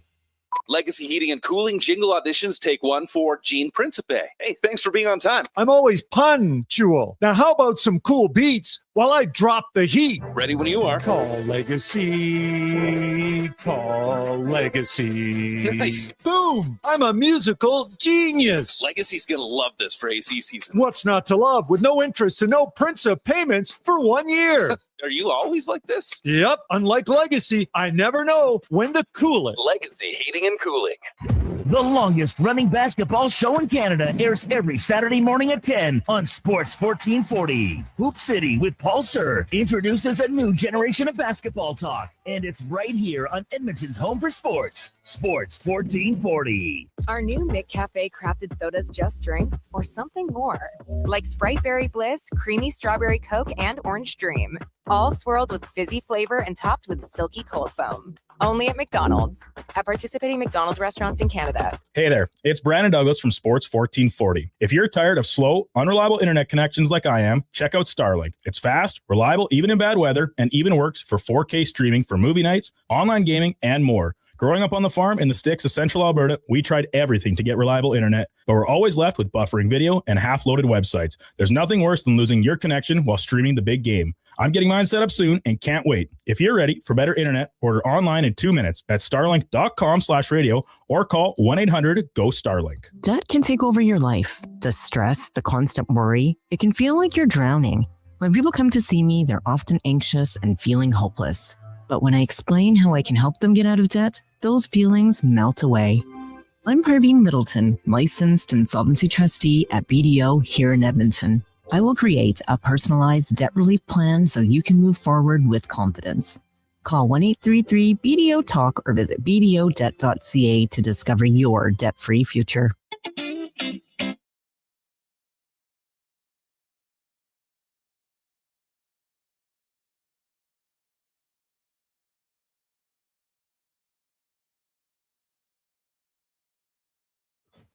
The Karius Show, breaking down Edmonton's favorite teams, even though his favorite Junior A hockey team is the Yorkton Terriers. Thanks for checking in with Sports 1440.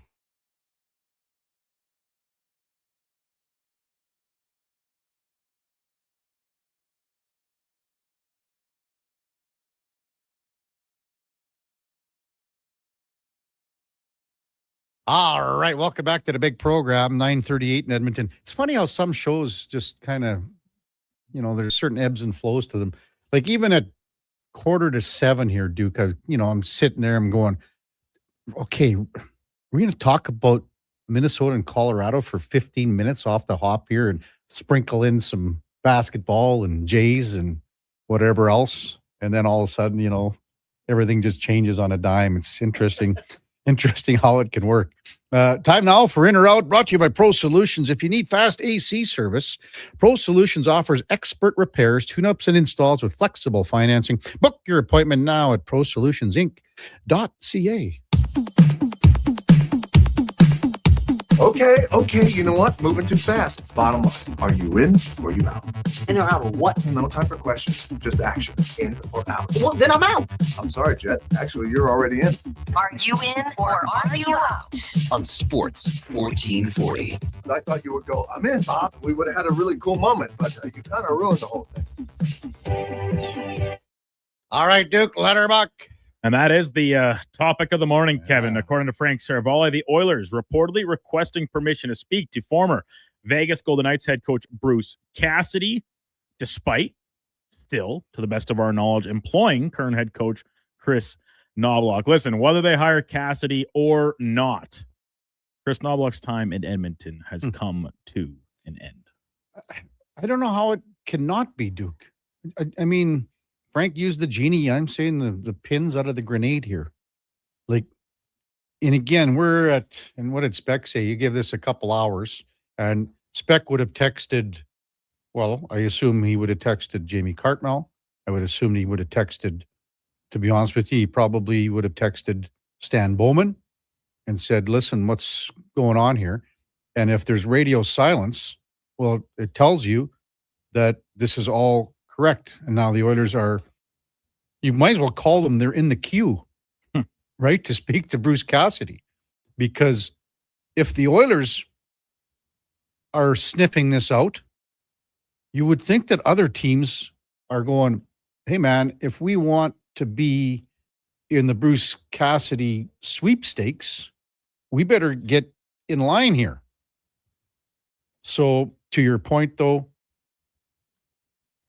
I mean, I just think that I don't know what coach wouldn't want to have the opportunity to coach here, that you've been to 2 Stanley Cup finals in 3 years and your expectations are so high with 2 wonderful players, but there's holes in the roster.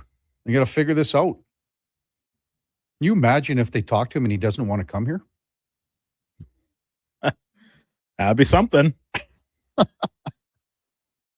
Yeah, no, I'm okay. I got something else cooking. And I'm just saying that. But no, to your point, the pin's out of the grenade. I'll say it for the 10th time this morning. And when you and Frank were talking about it, I kind of just was nodding along here behind the monitors because there's really no better way to put it and discuss it. And people, or I shouldn't say people, several texters had chimed in saying, listen, this is the business, players' names are mentioned in trade rumors all the time. Yeah. But like the difference is whether like when you get traded, you still have a job. And I get it. If coach is fired, they're still, with the contract, they're still getting compensated until they get hired elsewhere. And the difference is, we broke all that down with Frank and Speck. And so let's just use the most recent example we have, Kevin, of the Colton Parayko ordeal at the trade deadline this year with Buffalo, where there was a deal reportedly in place. Parayko essentially says, no, I have no movement protection. I'm going to exercise it here. And the deal cannot process through as they discussed it. So, and what did we say at that time, Kevin? Like, time's kind of out now to move Parayko elsewhere. Do we really expect him to be back in St. Louis at the start of next season? Well, he still has the trade protection, so that's still his right. Coaches don't have such a thing. I just think like it's kind of more, I don't know if power dynamic is the right word, but when you're supposed to be a leader of a team, the one making the decisions, calling the shots from behind the bench as a head coach, and you show back up in September at training camp and look around the room at all these guys in the eyes, and they all know, that essentially the organization that employs all of you wanted to replace you. Yep. How do you carry on? How do you repair that relationship internally to a point where you can kind of carry on as if nothing else happened? You're looking over your shoulder the entire time that remains in your tenure with the club. I appreciate the comparison to Parayko, but this is your lead. This is your coach. That's what I mean. Like, right. This is another. You have 20 players. You have one head coach. This is on another level than Parayko, is what I'm saying. I agree. I absolutely agree. Yeah. And so, like, we had texts using player comparisons. That's the most recent and obvious example that at least I could come up with. I mean, he vetoes it, and he plays the rest of the year. Blues make a little bit of a push down the stretch. They played a little bit better as a team. We got a long offseason to decide if he's going to be back. But this is the head coach of your club. And just from the leadership, the power dynamic approach to this conversation, I can't see it happening. I can't. As of now, I cannot see Chris Knobloch back as head coach of this team. And I'm in. So yeah, non-question. Last night, Colorado bouncing back, to beat Minnesota 5-2. They take a 3-1 series lead. They look very much the powerhouse we expected them to be all season long. Setting a line on how many more games the Avalanche will lose inside the Western Conference this postseason. Let's say 2.5, Kev. Let's say 2.5, and give me the under on that line. So, man, you're going against your Ducks even here, Duke. Well, they got their own business to take care of in Vegas starting tonight, so we'll touch more on them in a second. No, I'm going to go over. Yeah? Yeah, I'll go over. So do you think that Minnesota wins Game 5 on the road to send it back to the Twin Cities? That one I'm not sure of, but I think. But you think in a conference final they'll get a couple taken off them? Yeah, one in the conference final and then maybe two. Oh, I'm saying just in the West before like let's just pretend hypothetical. Colorado gets the Cup final, whoever they play there, Carolina, Buffalo, Montreal. Before that, so essentially in the remainder of round 2 and round 3, will they lose more or less than 3 games? Probably. Then I'm going to go under here. Then Duke. Yeah. I just looked at the whole thing and I was thinking all the way to the Stanley Cup and thinking that Carolina would be. Yeah, in a Cup final, whether it's Carolina or one of the other 2 teams that are still duking it out in the Atlantic Division, I absolutely believe that you can take a couple games off the Avalanche, maybe even beat them, especially in the case of the Hurricanes, who we've said it a million times. We'll say it a million more, I'm sure, before this playoffs is over. The systematic, machine-like, the way they deploy their system in place. So I'm not looking quite that far ahead yet. We're already playing pretty hypothetical that they can get through here, and obviously that's the case. They need to lose 3 games to blow this series against the Wild. So. Yeah, I think they win Game 5 on home ice and then maybe drop 2 in a conference final against Vegas or Anaheim. I'm in for the second one as well. Game 5 tonight in the Pacific Division bracket between the Knights and Ducks from Las Vegas. Watching this series, Kevin, and it's a playoff hockey. We didn't see much of it in the Anaheim-Edmonton series. No. Some, an uptick in the physical play, some of the nastiness that is often associated with the postseason. But I've seen Vegas try to bully Anaheim at times in this series, particularly targeting the Ducks' younger players. Beckett Seneca took quite a few extra shots. He had his helmet popped off in game number 4. He responded well in kind, a couple points on the board, including a goal. I just don't think that this approach has worked for Vegas, and frankly, I don't think it will. If for no other reason, the fact that all of Anaheim's young skill players are also big, and they got a lot of veterans there to insulate them as well throughout the lineup. No, that, and again, like guys like Killorn and, as you said, on the back end between those two horses, and then the youngster in Lacoman, who's not that young anymore, I guess, either. But they've got enough, and Trouba's got some bite to him. Oh, and, some nastiness. VL, and Ross Johnston's returned to the lineup. Like, he's the team's real heavyweight. VL has almost kind of been a stand-in since Johnston's injury at the end of the regular season and start of the playoffs. But yeah, and then you think, like, even with, I've been so impressed with Beckett Seneca all year, of course, for sure, but especially in these playoffs, because this is where we often see young players kind of wilt a little bit. This is a big kid. He's a little lanky for sure, but the way he moves, the confidence he plays with, the zone entry assist he had on what was eventually Killorn's power play goal to push them ahead 3-2, I think it was, in game 4. Like, it's been a marvel to watch. And you throw in McTavish, you throw in Carlson, even Cutter Gauthier. Like, these are not small guys. And as a result, I just think even with Vegas's experience and toughness, I can't see them winning the series in this fashion of trying to run them out of the rink. Who's their smallest guy? Granlund up front? Oh, for sure. When you stack up the Ducks forward group, especially all in a row, like, Granlund stands out like a sore thumb for how small he is. Yeah, no, I don't see it happening. And to be honest with you, Vegas isn't tough enough to do it, I don't think. I think they are. Yeah, they're not. And I haven't heard any word yet out if Mark Stone's going to be available. Because even Mark Stone, who's not a guy you're going to associate with dropping the gloves and throwing knucks all the time, but like, hard player, gritty, and can kind of grind a team down with the physical play. The Vegas has tried, and yes, they won pretty handily in game 3, excuse me, but I haven't seen that be the big impact reason why. MTR says, pay attention. It's 4 hours show. Wake up. The question wasn't that complicated about the Western Conference final.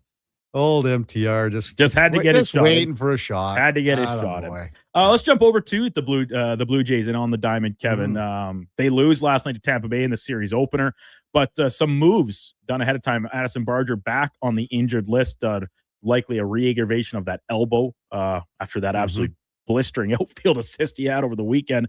Maybe too big of a price to pay for the highlight reel. But they also DFA'd Eric Lauer, who's been a little bit of a polarizing figure here since the end of last season, between the contract stuff, his displeasure with being used in the opener role and in adjacent to the opener role. They're going to need somebody to pick up another spot in the rotation, with Scherzer, Barrios, Bieber all still unavailable to the team. I think Spencer Miles, who we saw over the weekend, will be the prime candidate to eat up those bulk innings that Eric Lauer had previously been taking. Maybe they got to get Alec Manoah back. Duke, did you see he threw 5 innings last night? For the Angels? He had 5 walks, but I think he only allowed a couple of hits. Well, that's pretty good. But yeah, maybe they need him back for to eat up some innings. I'm in on Miles. And as you said, he threw the 3 innings, the scoreless innings. They're going to need some, like, as you said, some openers and some guys that have a bulk roles moving forward. They got to get some guys healthy here. Back to Lauer, I couldn't be more disappointed with his whole attitude. That's just shut up and pitch. Go out there and and plus he's been, like, everything's off. His cutter doesn't cut. His fastball's 3 miles an hour less than last year. And you have the gall to go, I don't think I should be coming in as the bulk guy after an opener. Nah. Go out and pitch. The only other guy that, and he actually got out of the inning. I don't know how many innings he can eat up, and that's the guy that they just called up, who was there last year, is Yariel Rodriguez, dude. So Spencer, I think, has got a little more arm in him that can go, as you say, 3, maybe 4. Yeah. I don't know if Rodriguez has more than 2 in him. So that's how I would look at it, but I'm in on it. There is an article up at Blue Jays Nation. Our friends over there and former guest of the show, Tyson Shushkovich, penned it, kind of outlined some other names that could potentially fit this spot, and he had Josh Fleming, a left-hander, Chad Dallas, CJ Van Eek, and was there one more? No, those are the names he outlined, and obviously the majority of those guys, with the exception of Spencer Miles, down in Buffalo right now, and all enjoying pretty good seasons to date with the AAA club. And maybe he's the bulk guy, but I got Miles pitching Saturday in Detroit. Okay. So the other guy how many years we've been talking about Ricky Tiedemann here, dude? Well, if you talk about health, this is a guy that's has really struggled in that front, but I think we said it going into the year, Kev. This is kind of a now or never season for Tiedemann in terms of his development and making a splash to see if he's ever going to be a major league arm. The other guy that never has panned out yet in the Kikuchi trade is Jake Bloss. Right. Yeah. So few things there to keep tabs on, and obviously still awaiting the expected return of any of those other three names that I mentioned, the veterans that they have on the club, to try and shore up the pitching, which is, been at times a little bit of a struggle for the club. And Barrios is the next closest. Well, he was supposed to be, but then he had the setback, and they don't really know what exactly the deal is, or at least they're not telling us. It's a little perplexing, the Barrios situation above the other ones, no doubt. Finally, Kev, this day, 1997, It's Your Love. Tim McGraw, Faith Hill, the power couple of country music.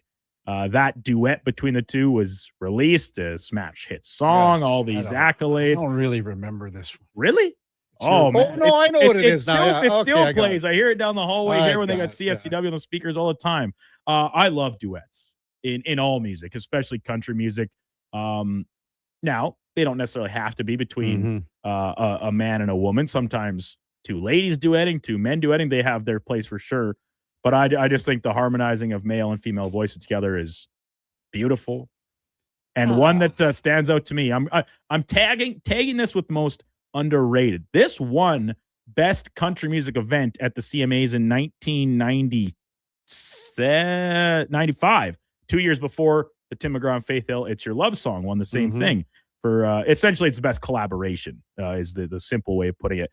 Alison Krauss, bluegrass legend, and Shenandoah, Somewhere in the Vicinity of the Heart, most underrated duet in country music. Well, Duke, I can't. I'm so out on this one. What? I got to go with my guy Keith Whitley, and his old flame, probably Laurie Morgan. Yeah. Now, did Keith Whitley do? And you mentioned Alison Krauss here. Yeah. Did they do? Because Keith Whitley, he came out with When You Say Nothing at All. Krauss redid it, right? Yeah, that was on the Whitley tribute album. Okay. Her and Union Station did that song. So was there ever a duet with the two of them that was like, remember they did Nat King Cole and Natalie Cole? Right. So Keith Whitley would have been long gone, right? To my knowledge. So they would have remixed this together. Well, it's just her covering it, right? It's not like it's a duet between the two of them. But, okay, so you're missing what I'm trying to come across here. So like years ago, so Nat King Cole, okay, yeah. So they brought his master in, and then they put the voice, laid it over with Natalie Cole. Yeah. So similar to what Whitley and Krauss did, I think, but I'm not sure, because he was long gone. No? Yeah. Yes. Yeah. Keith Whitley's most famous and acclaimed duet is "Till a Tear Becomes a Rose" with his wife Laurie Morgan, released in 1990. That won the same award in that year. There you go. CMA Vocal Event of the Year. That's right. Vocal Event of the Year. Some other winners over time. The big tandem collaboration with George Jones, "I Don't Need Your Rockin' Chair," where he had a whole bunch of country stars kind of provide some backing vocals. Dolly Parton and Vince Gill, "I Will Always Love You." George Jones, Tammy Wynette. There you go. Northside Lou texts in. 5 o'clock somewhere. Alan Jackson and Jimmy Buffett. Alison Krauss and Brad Paisley with "Whiskey Lullaby." Into the turn of the century now. So listen, this is a great list. If you go down this Wikipedia page, the award winners for this specific, and then the nomination category on top of that. But yeah, I love the Alison Krauss and Shenandoah duet. That when that comes on shuffle on the Spotify, there's not a lot of wrong ones like you say belt here. My heart out. But I'll tell you what, Duke, now that you mentioned Jimmy Buffett and Alan Jackson. That's a fun one. Just because it's summertime and puts you in the mood to tilt a few back, Kev, or what? Well, not for a few more days here. Especially now, especially a day like today, it's going to be beautiful. weather maybe taking a little bit of a turn for the worse later in the week and over the weekend. Specs working hard, has to cancel his golf game. You're going to, in his honor, treat it like 5 o'clock somewhere as soon as you depart the studio at 11. I'm going to get some of the garden going today, Duke. Okay. What is if you can't have a little dickorita while you're getting things going in the dirt? I got to get the potatoes in and probably the corn and maybe some other stuff too. So, good stuff, Duke. That's In or Out, brought to you by Pro Solutions. Check them out at prosolutionsinc.ca.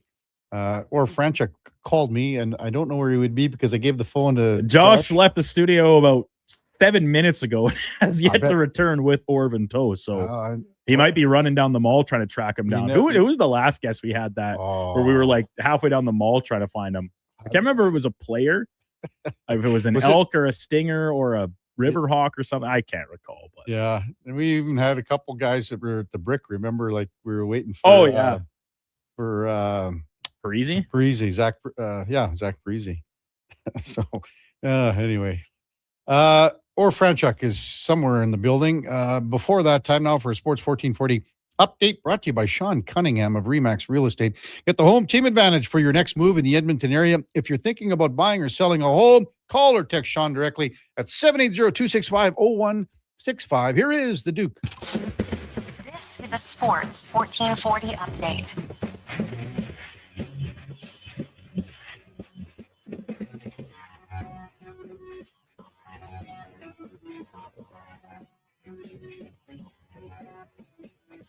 Stanley Cup playoff action tonight. Game number 4 between the Sabres and Canadiens from the Bell Center in Montreal. Puck drop just after 5 o'clock. Sabres making a change in net as Ukko-Pekka Luukkonen slated to start between the pipes. In the nightcap, 7:30 puck drop between Anaheim and Vegas from Sin City. That's game number 5. Series knotted at 2 games apiece. Off the ice this morning, Columbus Blue Jackets extending center Charlie Coyle with a 6-year, $36 million deal. 34-year-old had 20 goals, 58 points, playing in all 82 games with the Jackets, his first with the club this past season. PWHL playoffs back at it tonight after last night's postponed game. The Frost and Victoire will duke it out for a decisive game to advance through the Walter Cup final, where they will play the awaiting Ottawa Charge. In the association tonight, just one game, Minnesota and San Antonio go at it from Texas. Tip-off at 6 o'clock. And in the majors today, Blue Jays continuing their set against Tampa from Toronto. First pitch just after 5 o'clock. Shane McClanahan on the hill for the Rays. Patrick Corbin countering for Toronto. You can catch that game right here on Sports 1440, joined in progress at the conclusion of the Jason Gregor Show. Elsewhere, Yankees in Baltimore. Philly up against Boston. The Mets host Detroit. Cubbies play Atlanta. Seattle's in Houston. And the Dodgers host the Giants in the nightcap. Coming up in hour 4 of the Kevin Karius Show, we'll be joined by longtime baseball player, scout, and manager for Franchuk. I'm Brandon Douglas at your Sports 1440 update. Sports 1440, the Stingray radio station. CHJR broadcasts from West Edmonton Mall and Wetaskiwin. Download the free Stingray music app and listen wherever you go. I've got some good news. If you've been thinking about a heavy-duty truck, the 2026 Ram 2500 Black Express is now at St. Albert Dodge. You've got 20-inch black aluminum wheels, black Mopar side steps, body color, bumpers and grille, and a sport performance hood. Available in all the colors for $68,990. Plus, new this year, Ram's best-in-class 10-year powertrain warranty. Now's the time. Head up the trail and see how easy it is to do business at St. Albert Dodge. Novo Blinds is your home ice advantage for window coverings. Edmonton's own custom manufacturer with over 300 5-star reviews from homeowners, builders, and commercial contractors. Book a free in-home consultation at novoblinds.ca. Hey there, I'm in the Fountain Tire sidecar, making a list of the things I'm doing this spring. 1. Saving you money with up to 20% off select tires until June 13th. 2. Water skiing, tricky in a sidecar, but fun. And 3, saving you more money with mail-in rebates of up to $100 off a set of 4 Select tires and $50 off a $150 service with the purchase of 4 Select tires. Oh, that's 4 things. Oh well, restrictions apply. Book online at fountaintire.com. Fountain Tire. We're on this road together, Canada. The longest running basketball show in Canada airs every Saturday morning at 10 on Sports 1440. Hoop City with Paul Sir introduces a new generation of basketball talk, and it's right here on Edmonton's home for sports, Sports 1440. The tents are up and the deals are out. The Brick's biggest sale of the season is on now. Take up to 60% off clearance items in the tents. Sofas start at $3.99. And save up to 50% on select mattresses. Get a sofa, coffee table, mattress, bed frame, and dining set, all for less than $1,500. Only at the Brick's tent sale. See in store for details and exclusions. The Brick, saving you more. For over 60 years, the folks at Diablo Boots have been selling the best Canadian-made boots. Handcrafted in Winnipeg, Canada West makes the best quality cowboy, biker, and work boots for Diablo Boots with replaceable soles and heels. Why buy cheaper quality like Ariat, Justin, and Red Wing made in China when Canadian-made is better? Support Canada's workers and Diablo Boots for the best boots. So save on boots by Save On Foods. That's Diablo Boots, 3340 Gateway Boulevard on the east side of Save On Foods. Canada West and Diablo Boots, the two best names in the boots business. If you're passionate about golf, you're in for a golfer's dream at the Quarry. Challenge and natural beauty come together across 27 holes every golfer should experience. Book now. Get geared up at the Pro Shop and start swinging at the Quarry. Don't forget the Granite Grill Restaurant, an unforgettable top-tier venue to host all your events. For rental details or to book your tee time, contact the Quarry today. Edmonton's most popular golf and event venue. Call 477-THE-Q and visit thequarryedmonton.com.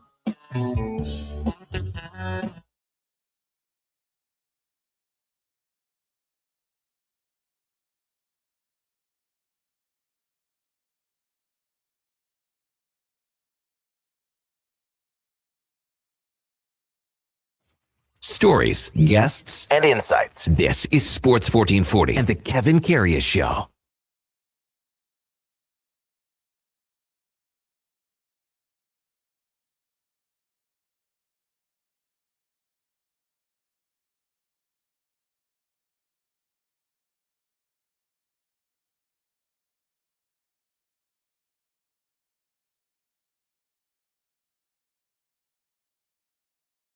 All right, welcome back to the big program. Oh, yeah, the Duke figures it out and gets a little Jimmy and Alan Jackson. And then, you know what, like the couple texts that we had about the best duets. And I mean, Willie and Waylon Duke. I mean, there's, we had so many people saying, well, they had a whole album together for sure. So, but man, some great duets for sure over the years.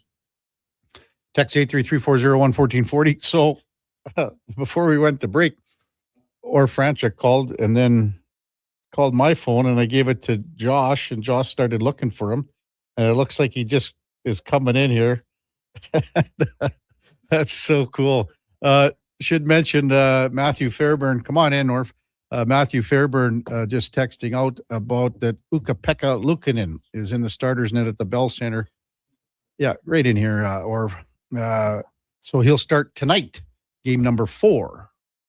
As we welcome in Orf Franchuk. Hey, Orf, good to see you again, big guy. It's been a while. Yes, it has. Yeah, you know, we used to do many interviews back in the day. And did you found the place okay here or what? Man. What happened here, Orf? Well, it just, the mall, I was like, probably haven't been to the mall in 20 years. And all of a sudden I go, oh, yeah, I know where I'm going. It didn't happen. So were you on the other side or where were you? I was, who knows where I was. Well, you made it in. But I got here. You got it. A little bit late and I apologize. No, you're almost bang on. Bang on. And we're going to shoot the breeze for a little bit of time here and talk about some wonderful years from years ago. My phone off. Yeah. And actually we had a text here that came in a little while ago. A texter wrote this in, or I'm going to read it for you. And it goes, hey, KK, this is from a guy named, and he's listening in California, from a guy named Palm Desert Devo. Hey, KK, in 1980, I was sitting behind Peter Pocklington at an Oilers preseason game. During the intermission, Orf Franchuk came up to him, introduced himself, told Peter that there was a AAA team called the Ogden A's up for sale. Would he be interested in bringing the team to Edmonton? Peter replied, call my office and set up a meeting. At the time, I thought that Pocklington was just passing him off, but for sure, the A's became the Trappers. Would you ask Orv if he remembers that and how the first meeting with Peter went? I think the meeting, I did not initially initiate the meeting with Peter, but I believe the person that they're referring to is Mel Kowalchuk. Okay. he is because I met Peter, but that wasn't my my gig. And that makes sense that it would be Mel. Yeah. Because Mel was in charge of the Right, Trappers for right. many, many years. Right. So that makes So sense. yeah, that's interesting. Yeah. That's how it 1980. started. Yeah. That's how yeah, it started. Yeah.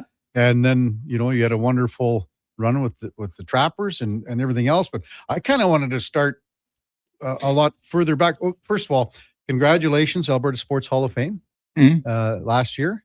So how rewarding, how cool was that? Well, it was cool. Kind of unexpected. I just, did that. And I mean, I've been around the block, did a lot for baseball and other sports in the area over the years, born and raised in Alberta.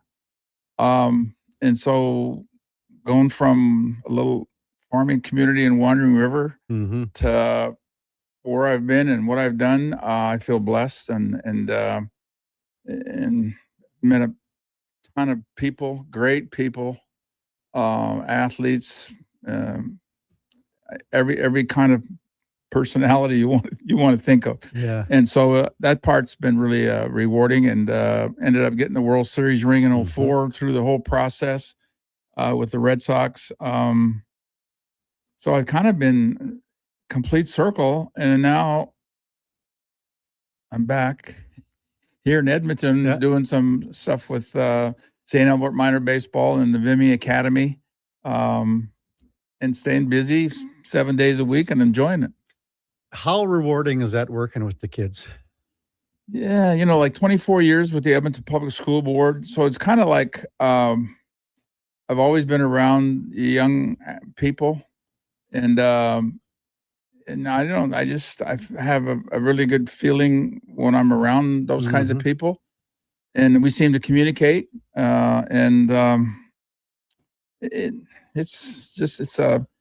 I guess it's kind of a blessing to be able to. Some people have a hard time with younger people. Yeah. And maybe as I got a little bit older and got more experience in the school system, I found that I didn't have the patience that I had when I started. But so I felt that probably was when I got the offer from Oakland to come on full time. I felt like that was a good time for me to make a jump and get out of the school, get out of the classroom, and work with the major league guys. Or Franchuk with us here in the Sports 1440 studios. Look, your old friend came in, Cam Tate, to have a little visit right here. Oh my God. Hey, Cam. So Cam, we have a little thing that just ran before you. It's called Cam and Eggs, and Cam does it through AI, and he writes it all, and then the voice comes on, and we run it daily here. So he does that with Jason Bigger's show. So yeah, Cam, good to see you, bud. Yeah, he's looking good, isn't he? Yeah, he's looking really good. And texts are rolling in already. Man, oh man. Well, Alfred says I played AA with Orb's buddies, while Ray Brown and Gordy Gerlach. Yeah. Ray Brown is him and I are working together with the St. Albert people. Okay. Because you guys were with the Prospects from 2014 to 2018. Right. It feels like it's a long time ago, but it's not. No, it's not. The Trappers, it seems like it was a long time. Well, it seems like it has been a long time ago, but it seemed like it was just like yesterday. And so I don't know if that's good or bad. So let's go back to like when you were at, as you say, Wandering River, and you end up at Pepperdine, and that's where you started playing your college ball. And how did you get down there? What was that journey like? Just living on the farm. My brother was 8 years older than I was, and he was a baseball nut. But between being on the field and doing all the farm stuff that he had to do, he always had time for baseball, and I would tag along as a little young guy, and I got the bug. Worked out with them and did practices with them, and would hide in the trunk of the car to be able to travel with them when they would go from one town to another. I just got that bug, and my brother was really good with me, patient, and then we moved to Lac La Biche, and so I was like 16 years old, and I went to my mom and my dad, I told them I wanted to go to this baseball camp in Florida.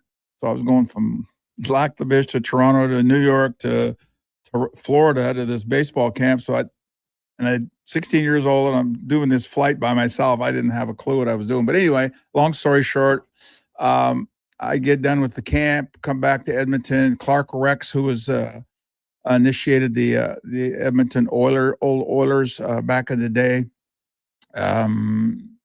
Brought in All-Americans for this team, and Terry Murphy and I were the only two Canadian guys that were involved, and we made the club. And John Scalinas, who was a Cal Poly Pomona guy in Los Angeles, saw me. He happened to be one of the coaches for one of the Summers clubs. He saw me and he asked me if I'd be interested in playing college ball in the States.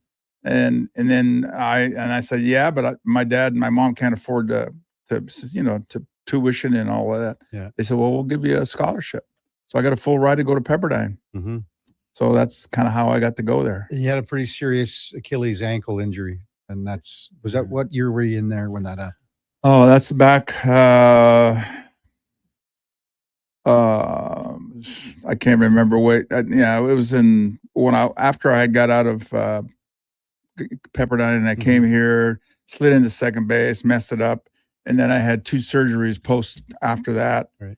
So I'm on my second ankle replacement, but it seems to be working. Yeah. So I don't know how long that's going to last, but I'm hoping I can hang around for a while. Orv Franchuk with us here in the Sports 1440 studios, longtime baseball coach, manager, scout, academies. I mean, it goes on and on the list. So did you know right away, like after you were done playing, that you wanted to get into coaching, managing, and how did that journey start? Yeah, so my senior year at Pepperdine, I was supposed to sign with the Mets. A funny story, because on Sundays I would play Sunday after school was out, after college schedule was over. I would play in a Sunday league in Gardena, California, and an older gentleman by the name of Casey Stengel used to come out and watch the games because he was retired at that time. And so he saw me play, and he offered me a pro contract. So, but meanwhile, I get hurt, tear my Achilles, really, really bad. And so the long story short, I wasn't able to do the pro ball thing. Yeah. So I got into scouting and coaching really early in my career, and been doing it ever since. Mm-hmm. You had the ring. You brought your ring in from 2004, and actually just got a question here. So you were with the Boston Red Sox. It's got to be your highlight, right? Oh, highlight for sure. Just the hitting coordinator. I was hitting coordinator for 4 years. Theo Epstein hired me when he first came on, and I was with Oakland when Billy Bean, one of the people that was involved with our club in Oakland, who was a general manager at the time, called me and said, "Hey, my friend Theo Epstein is calling and asking permission to talk to you." And I said, "Well, I'm not really interested in going anywhere. Are you trying to get rid of me or what?" He goes, No. He's a friend. Just let him talk. He said, "Call him, talk to him, or let him call you." I said, "Okay." So anyway, Theo called me. He started talking about different scenarios and what do I do here and how do I do this. And I said, "Theo, I'm not going to give you that information because I still work for the Oakland A's." And so anyway, long story short, we go round and round and round, and eventually I get a 4-year deal with Boston, and I was in charge of all the hitters from the Dominican to Venezuela to A rookie ball to AAA to the big leagues. So Theo wanted me to try to get everybody all on the same page. So if a kid went from AA to the big leagues, he was going to be comfortable because they were doing the same stuff. Right. And so that's kind of what my goal was. And after 4 years, all of the offensive categories that we were involved in with our players, we went up, and we had a lot of success with that. From our text line for Orv Franchuk in Studio B-Rad says, "I'm hoping it's possible that Orv shares some insights into Game 4 of the ALCS in 2004, starting with the stolen base by Dave Roberts and how that was the turning point to the series and what the clubhouse must have felt like." Oh, there's so much to go along with that, but I mean, we're down 3-0 to the Yankees. Dave Roberts, I don't know if he walked or got a base hit, gets to first base, steals second base, and it's a bang bang play at second base. Some of the people thought he was out, but anyway, he's safe, and they ended up scoring and tying the game, and we go on and win it, and then win the next 3 games in a row, and win that series. But a lot of people don't realize after that we play. Trying to think of who we played in the World Series. We won. We swept whoever it was. I can't remember who it was in the World Series. I'll figure. Just keep going on. Anyway, so and that was pretty. That was exciting, and so that was we had won. Let's see, 4 cards, 8 games in a row. Who was Cardinals? The Cardinals. Yeah, we swept the Cardinals, and so that was. Well, and I mean, when you got guys on that team like Pedro Martinez and Big Papi. Pedro. What was Pedro like? Pedro was Pedro. They have him listed at like 170 or 180 pounds, and he was like 150 pounds. But he competed. He knew how to. He didn't have anything growing up, obviously, and he learned how to compete and survive and get off the island and want to make. That's their goal. And want to make some money. And probably my most favorite big leaguer of all time, working with and spending time with, really misunderstood guy because a lot of people didn't like the way he didn't communicate that well. Manny Ramirez was my guy. Okay. And so growing up, he didn't have a whole lot, but he learned, he had to steal and fight and scratch and do things to survive. And that's kind of the mentality he had when he played the game. And so off the field, social skills weren't very good. I used to get on him about that.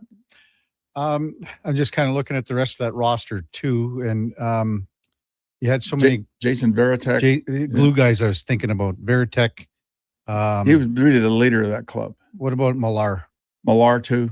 Yeah. Millar. And that was the thing, is that people realize when you look at the roster and you try to evaluate the talent. The talent was just middle of the line, but they had people with great makeup. The mental part of the way they played the game was just off the chart. And as a result, we're after three losses, Kevin Millar brings everybody into the clubhouse right before batting practice, before we go out for batting practice, and he has this little meeting and says, "Hey, we got to win today, and then let's just win today, and let's see what happens tomorrow."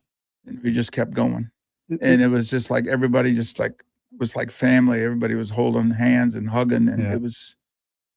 But he created that atmosphere, and it was really special. Any truth that there was the guys were having a shot of something?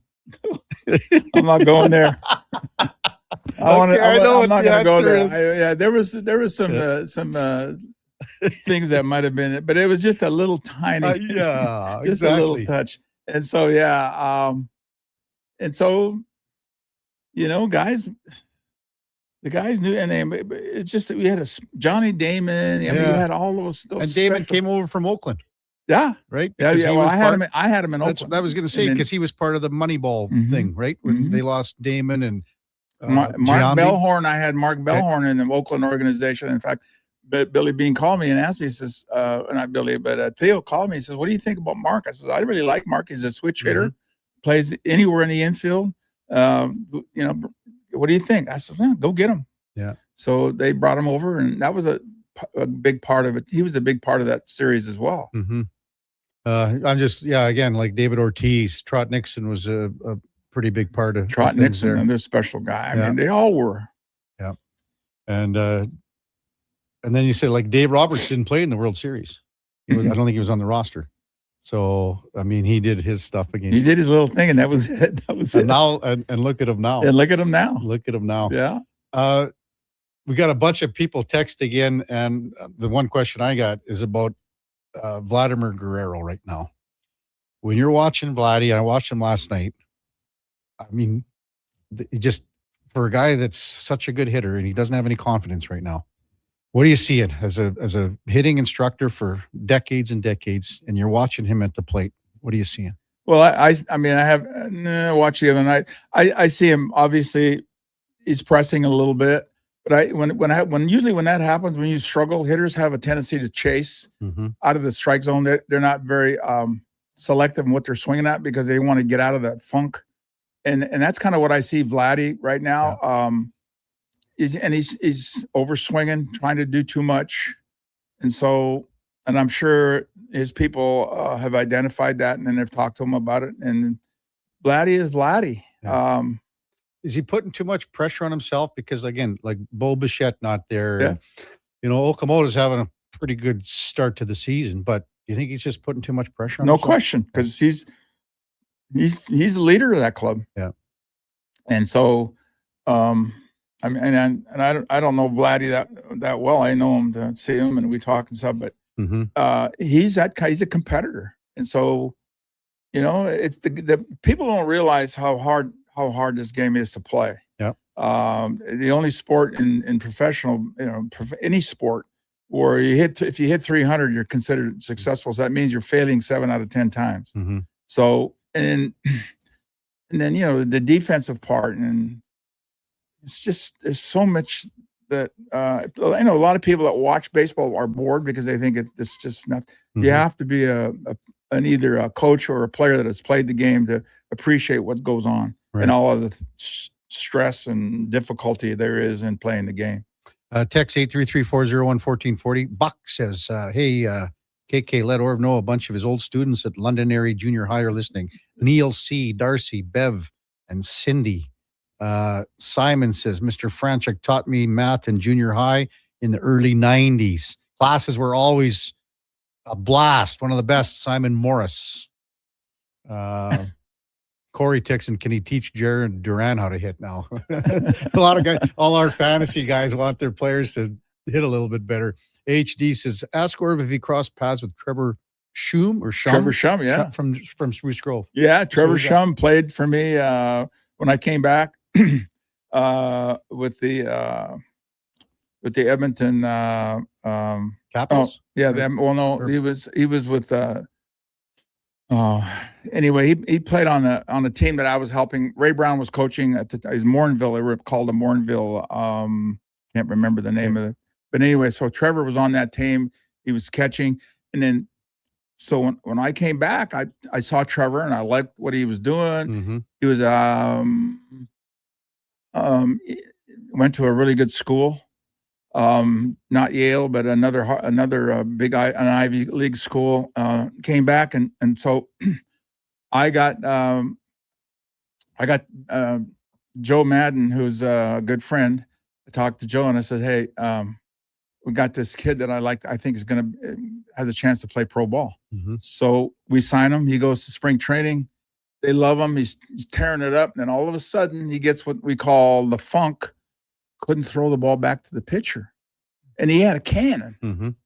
And just finally, Joe goes over. I don't know what to say, but we gotta let him go. Yeah. And so he came back. It's some stuff here in Alberta, but then the Padres. He got a scouting job with the Padres, and he's been there for a lot of years. And they just promoted him. He's got Asia and Pacific Rim countries. They love him. It's like the Chuck Knobloch disease, right? From second base. Exactly. So there's a lot of guys that go through that. Like I've told this story. I from the same hometown as Terry Poole, and before Larry Walker, Joey Votto came along, Terry Poole was the best positional player our country probably produced. Canadian. Yeah. Saskatchewan boy. That's right, Malvo. And anyway, he went after his career in Houston. He went to the Mets, and he was going to be their left-handed pinch hitter off the bench, but Mackie Sasser was supposed to be, he was in the mix there too, and he got that disease, and he couldn't throw it back to Cone, Sid Fernandez, and Doc Gooden, and all these guys in New York. And they said, no. So Poole was out, and Mackie Sasser ended up being the left-handed pitcher. It's all about, it's just a mental thing. Yeah. It's amazing.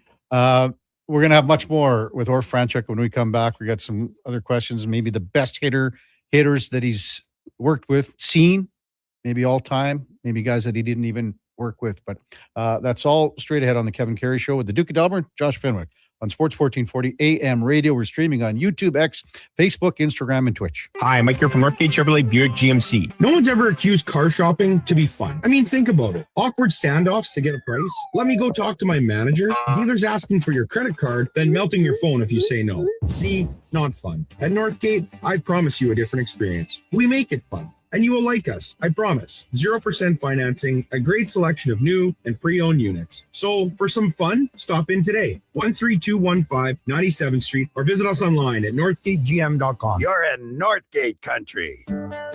Who's that working on the underground utilities over there? All-Star Construction, that's who. What about the street lighting? Yep, All-Star Construction.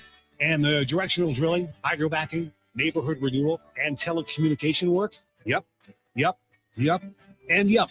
Since 2009, All-Star Construction has been doing all that and more, shaping and building Edmonton communities for land developers all around Edmonton. That's what All-Star Construction is all about. Everything is going to be okay. If your debt has you feeling like you're in a free fall, you have options. I'm Dan McDicken, a licensed insolvency trustee with Faber. Becoming debt-free is possible, and a personal bankruptcy or a consumer proposal will get you there. Schedule your free Faber Focus session at faber.ca today. You'll learn how a consumer proposal allows you to eliminate your debt by paying a percentage of the amount owed without interest. At Faber, we'll tackle your debt. Say hello to your new favorite drinks. Introducing new McCafe Refreshers. Icy cool, undeniably refreshing, and available in 3 flavors. Strawberry watermelon, mango pineapple, and blackberry passion fruit. Only at McDonald's. From the first pitch to the final out, catch Toronto Blue Jays baseball games live right here. Don't miss a moment of Blue Jays baseball this season. Sports 1440 is proud to be the home of Blue Jays baseball. Millions and millions of Canadians do not have a doctor. We have a crisis. Canada's Medical Clinic is opening clinics across Canada to allow everyone to have a doctor to call their own. Early detection saves lives. We've got some great news. You can call now and book an appointment with your new doctor. Canada'sMedicalClinic.com. And more good news. Canada's Medical Clinic Windermere is also now a walk-in clinic. We'll see you there. The puck is passed up through the neutral zone, and here's a breakaway. He's coming in hot. He shoots it. Oh no, a broken stick. When it comes to performance, quality parts matter. Napa Auto Parts has all the reliable parts, tools, and more to keep your vehicle running like a playoff contender. With over 85 locations in Alberta, visit your local Napa store today or shop online at napacanada.com. That's Napa know-how.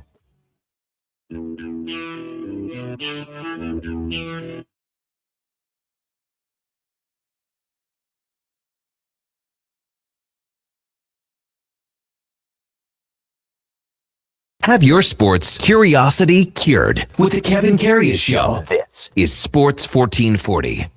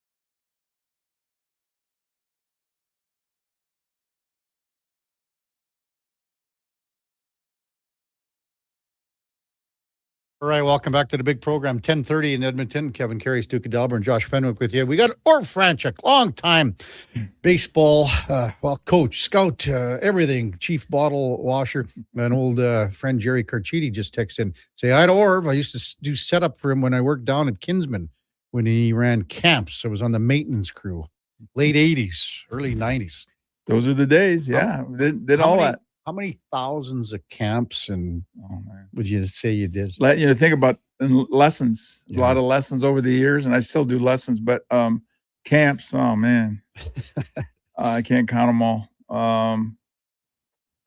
How much have the kids changed? Because they're so much better now, I think. It's because the exposure there's so much more exposure on TV now with Major League Baseball. Yeah. Although, it's kind of it bothers me because I talk to kids about, so did you watch the game last night? No. Watched highlights. They got other stuff going on. There's too much stuff going on in their life, but the game has changed. The coaching is getting better. It's gotten better. Unfortunately, the season is short here. However, their winter programs are very active now. They can go year round. Yeah. And so, like the VME program and the St. Albert program that I'm involved with. And you never had that, no, and never had any of that. How much did that, deter development because you didn't have that opportunity? And well, I think in Canada it deters it a lot because they don't get enough exposure. They don't get enough at bats. They don't throw. They don't do enough of that basic stuff that they need to do: throw the ball, catch the ball, and hit the ball.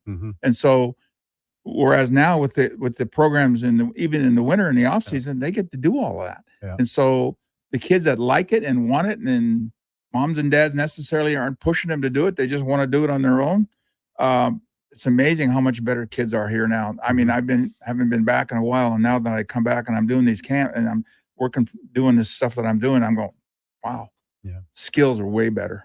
Way better. Way better.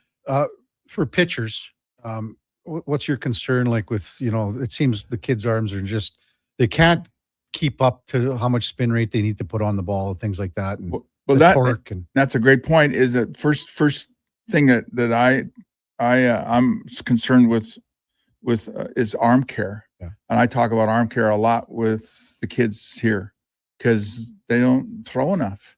They all want to hit and they all want to do the baseball stuff but they don't throw enough. Yeah. And so we have the arm care, the band stuff that we do now and all of that. And I'm as old as I am now. I've never had pain in my arm because I've always thrown a lot. And then as I've gotten older, I did the band stuff. Yeah. And so I've never had pain. I've been tired. My arm's been tired, but I've never had pain. So I'm a big believer in arm care and the band programs that are out there now. Maybe explain that a bit, just maybe for some of our listeners that don't know a whole bunch about it with the bands and things like that. You can go online. There's tons of stuff online. You can go to sporting goods places now where they have it's called back in the day they used to call it surgical tubing, and now it's still surgical tubing, but they have little handles on them and everything's band. It's the band program. Okay. They have instructions that usually go along with when you buy a set of bands, and so the biggest thing is, and it doesn't need to be more than 5 to 10 minutes every other day. And it's going to really, really help. And I would really stress young coaches and young players, not necessarily just young players, people that want to play the game. Yeah. It's really important. In my opinion, they need to do the band program. Right. Or Franchek with us here in the Sports 1440 studios at West Edmonton Mall.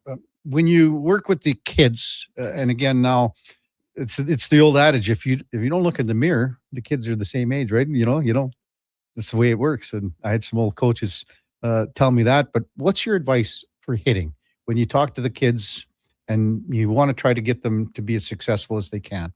What's your advice? Yeah. The most important thing is just to try to create some sort of comfort for the young player. And there's so many things that I can go on and on and on, but basically, just a stance, a comfortable stance. Don't be too close to the plate. Don't be too far from the plate. A grip, having a good grip.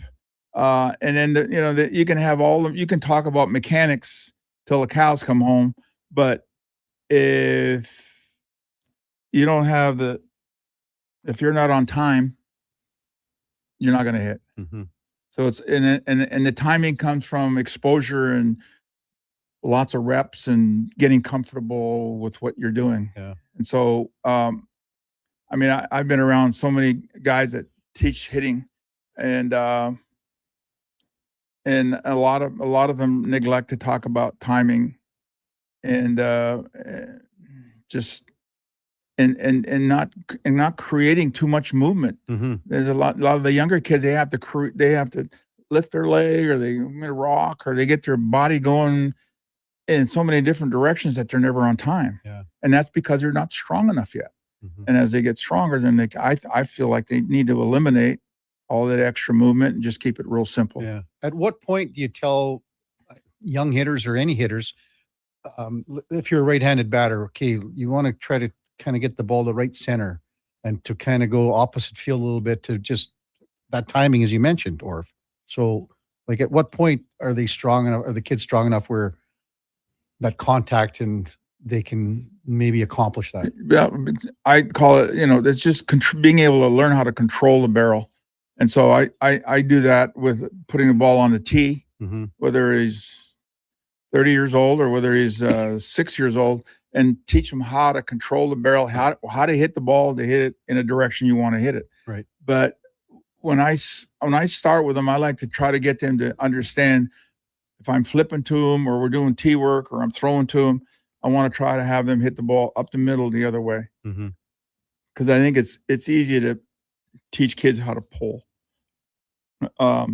Pulling the ball, and that's a really common thing, is a lot of young kids they pull the ball because they don't know how to hit the ball up the middle or the other way. Right. And the barrel doesn't stay in the zone very long. It goes in a circle. It goes in an arc. So the idea is to try to keep the barrel going in a direction. Like I say, throw your barrel at the pitcher. Yep. So that makes you keep the barrel in the strike zone longer. You have more chance for success. Who are some of the best hitters that you've seen? Best hitters maybe you worked with that went on and were in the majors or whatever, and maybe some of the best students, and then maybe some hitters that you didn't work with that they went, man, this guy is just a pure natural hitter. At the big league level now, it's just my guy over the years, I always refer back to him as Minny, because when I was the roving hitting instructor with the Red Sox, I would spend a amount of time at each level, rookie ball, Dominican, whatever, and then I'd also spend a week with the big club. So I get to Boston. Terry Francona was the manager, and I'd walk in the door and go to my locker, and Minny would be right there next to me. I said, "What? Let's go. I want to work. I want you to give me some stuff." I go, "Minny, pump the brakes, relax. No, let's go." Anyway, so he wanted so badly to be successful. And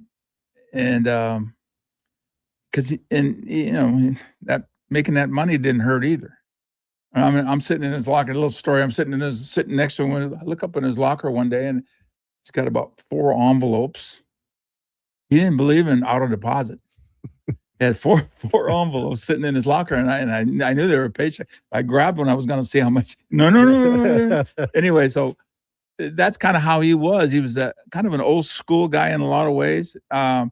Never did an interview because he told the reporters and press that no anglais, I don't speak English. He could speak English fine. Good, yeah.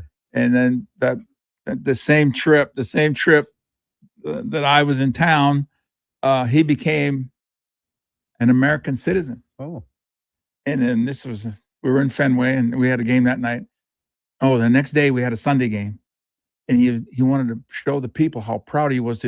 He got a little American flag, and he ran out to left field to start the game, and he got booed.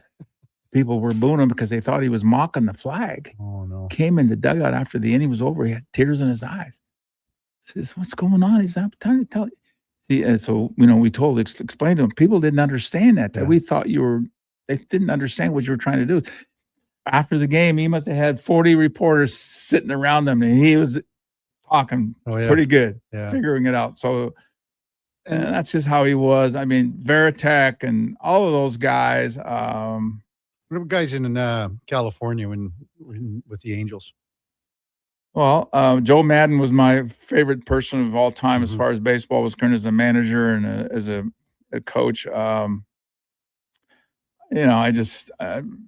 Troy Percival, right-handed pitcher. I had him, he got drafted and came to Boise when I was with the Angels, and he was a catcher. Mm-hmm. And ended up closing. Couldn't hit. Mm-hmm. And now, if you're the hitting guy, let's go fix this guy. And I go, man, find everything. Anyway, so the next year they say, he had a good arm. He could throw anybody out from behind the plate. Let's put him on the bump and see what happens. The rest is history. Yeah. He was a big guy, wasn't he? And compete. Yeah. Yeah. And you met, like, when you say Manny, like, what about some other characters? Like, there was some, like, if Manny's in that list of great hitters, great characters, there's got to be some other ones that. Well, yeah. I mean, I used a lot of the Red Sox guys. Big Papi was a character. Yeah. And I got the call from Theo Epstein one day. He says, "Hey, Big Papi's contract with Minnesota is over, and he's a free agent. We have a chance to maybe pick him up. What do you think?" I said, "Well, I don't know enough about him." And they said, "Well, he's playing in the Dominican this winter. We want you to go spend some time with him." So I did that and got back and I said, "What do you got?" I go, "Well, he doesn't handle the ball in very well, but I says, he seems like he's a real coachable guy and he wants to get better." I said, "So do we go after him or what?" I said, "Yeah, go get him. He's not going to, give him a year deal and see what happens." Yeah. Well, the rest is history. Look at him now. Yeah, look at him now. He's got the world. But I mean, back in some of the older guys that like Maury Wills was a good friend. Yeah. I mean, Hershiser and Sandy Koufax. Mm-hmm. I'll never forget. So I'm with the Dodgers. The year that I signed with the Dodgers, and I go to big league camp, and I meet Sandy and Vince Scully. Oh man, yeah. But Sandy is he didn't talk to anybody unless you had a uniform on. Mm-hmm. If you're a fan, he had no time for you. Yeah. So anyway, we got pretty close. But Sandy was a special person. But Maury was. There's just so many stories that I could just go on. And I'm not sure you want to hear them all. Well, I was even thinking when you were in Boston, I wondered if Bill Spaceman Lee just ever showed up out of the blue and was doing it some sort of maybe an alumni thing. Yeah, no, you know what? Never did the Spaceman thing. Yeah. No, I never had an experience with Bill Lee. No. Text 833-401-1440 for Orv Franchuk. Colin McPhail. Say hi to Orv from Colin McPhail from the Trappers. McPhail, yeah. From the Trappers. So maybe just, again, touch on as we close things up here, Orv, about what you're doing now and with the Academy, Vimy, and then the kids that you're working with, ages, things like that and everything. Yeah, I'm doing Monday, Wednesday, Friday morning and afternoon with the Vimy program. We're at Remax on Mondays and Fridays, and then we have a field that we go to on Wednesdays. And then in St. Albert, I'm doing all their 18U, 15U, 13U program teams and working with them.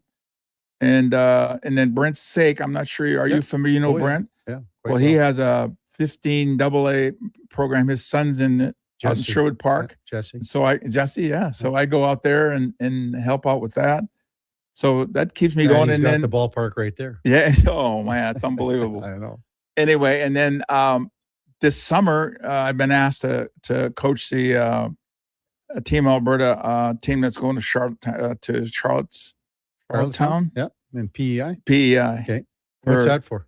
For a Canadian Championship. Okay. So is it not Little League, is it? It's it's a 17U program. Yeah.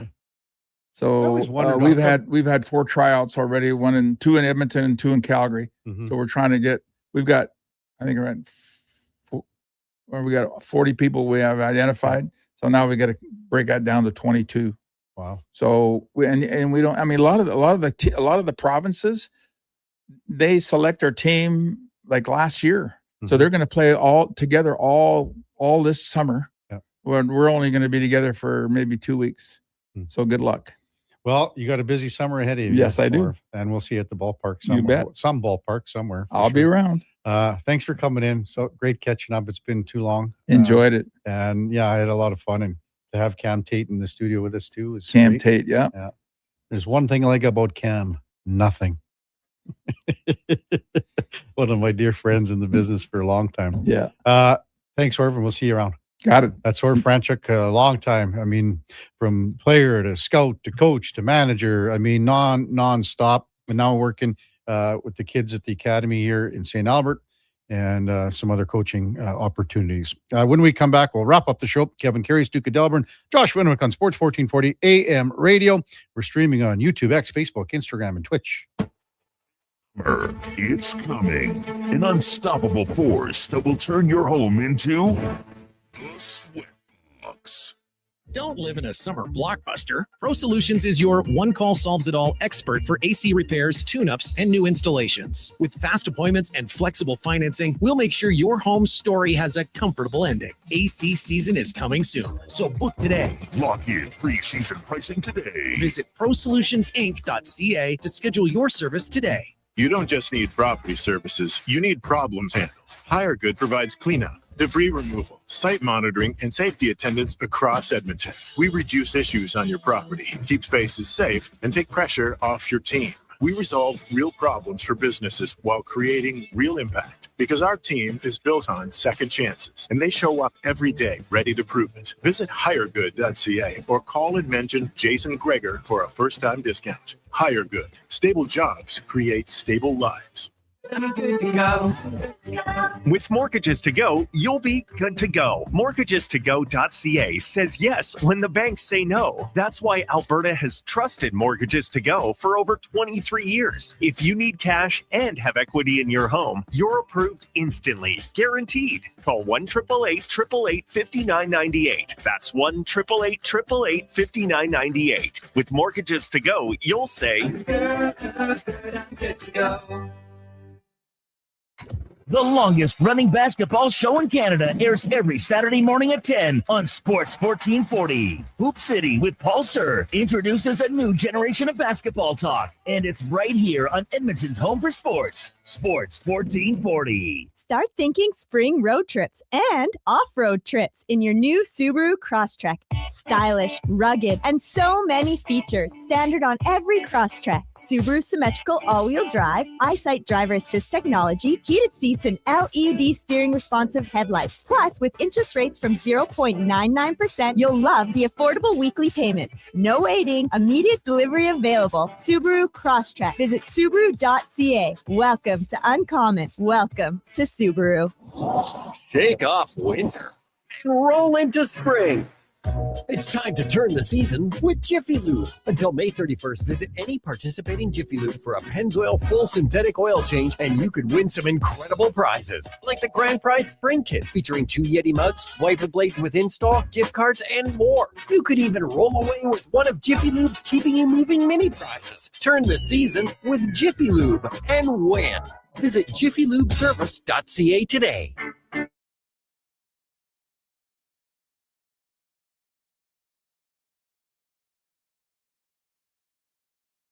Sports 1440. All sports, all day. On YouTube, Facebook, and X. Thanks for listening to Edmonton's sports leader.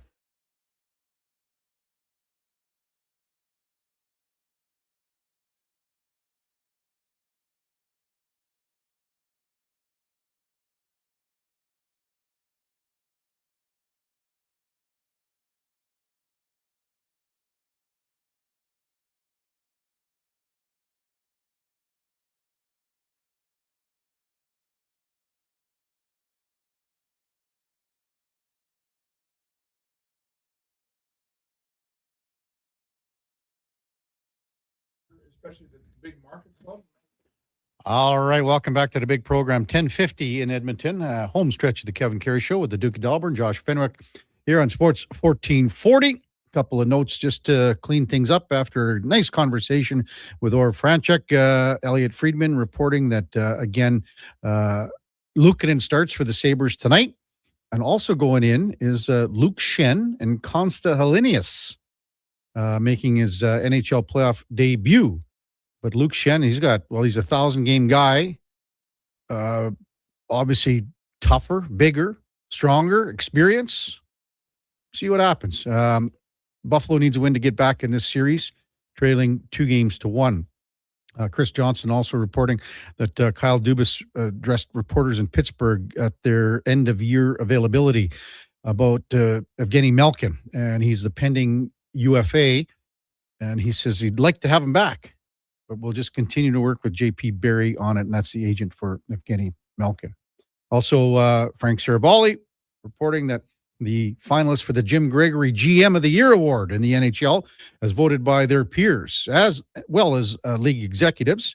And it's Bill Guerin, Chris McFarland out of Colorado, and Pat Verbeek from Anaheim. Duke, you got to be happy. Pat Verbeek, your Ducks.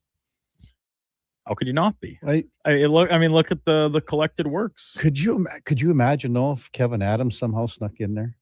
Right?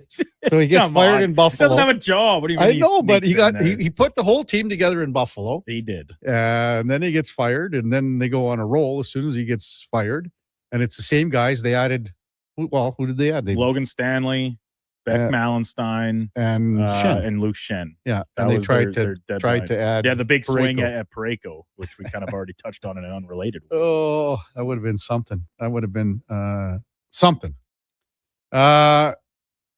Anything we missed today, Duke, as we're kind of...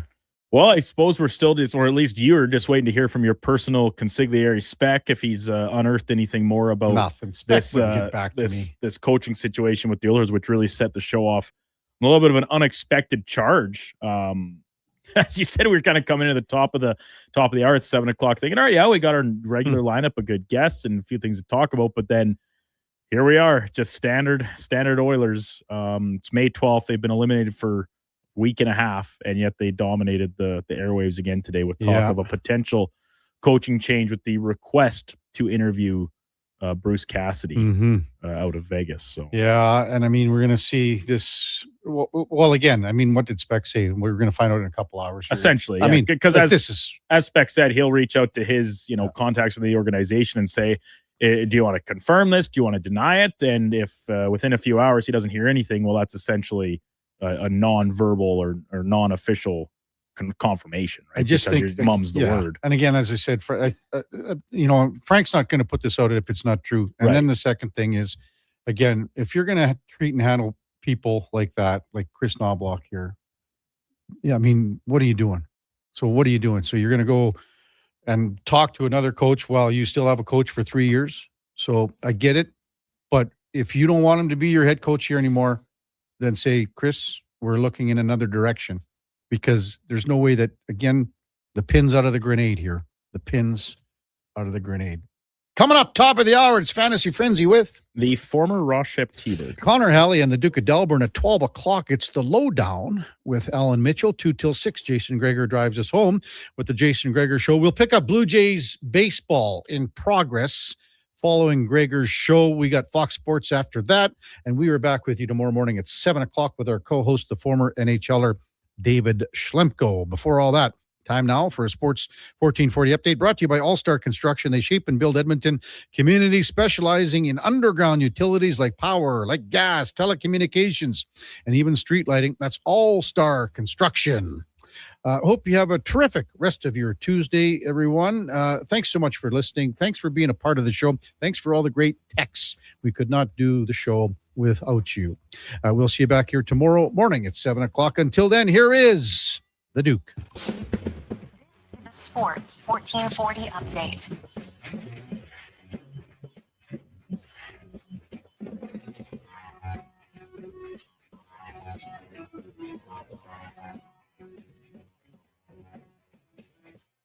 Pair of games in the Stanley Cup playoffs tonight. Montreal hosting the Buffalo Sabres for game number 4. Habs with a 2-1 series lead. Change in net for Buffalo as Ukko-Pekka Luukkonen will start between the pipes. Puck drop just after 5 o'clock from the Bell Center. The nightcap, 7:30 puck drop for Vegas and Anaheim. Game number 5. That series all knotted at 2 wins apiece. League announcing its finalists for this year's Jim Gregory Award, General Manager of the Year, Bill Guerin out of Minnesota, Chris McFarland of Colorado, and Anaheim Ducks GM Pat Verbeek are your 3 finalists. finalists. Off the ice, Charlie Coyle extending with the Columbus Blue Jackets this morning. 6 years, $36 million. The new deal. 34-year-old had 20 goals, 58 points in all 82 games with Columbus, his first with the team this past season. WHL finals resuming tonight from Prince Albert against the Everett Silvertips. Series tied all at 1 apiece. Puck drop at 7:30 in Saskatchewan. And the PWHL, game number 5 between Minnesota and Montreal. Puck dropping from the Place Bell, 5 o'clock after last night was postponed due to illnesses spreading around the teams. Winner will advance through to the Walter Cup final. In the association, San Antonio hosting Minnesota.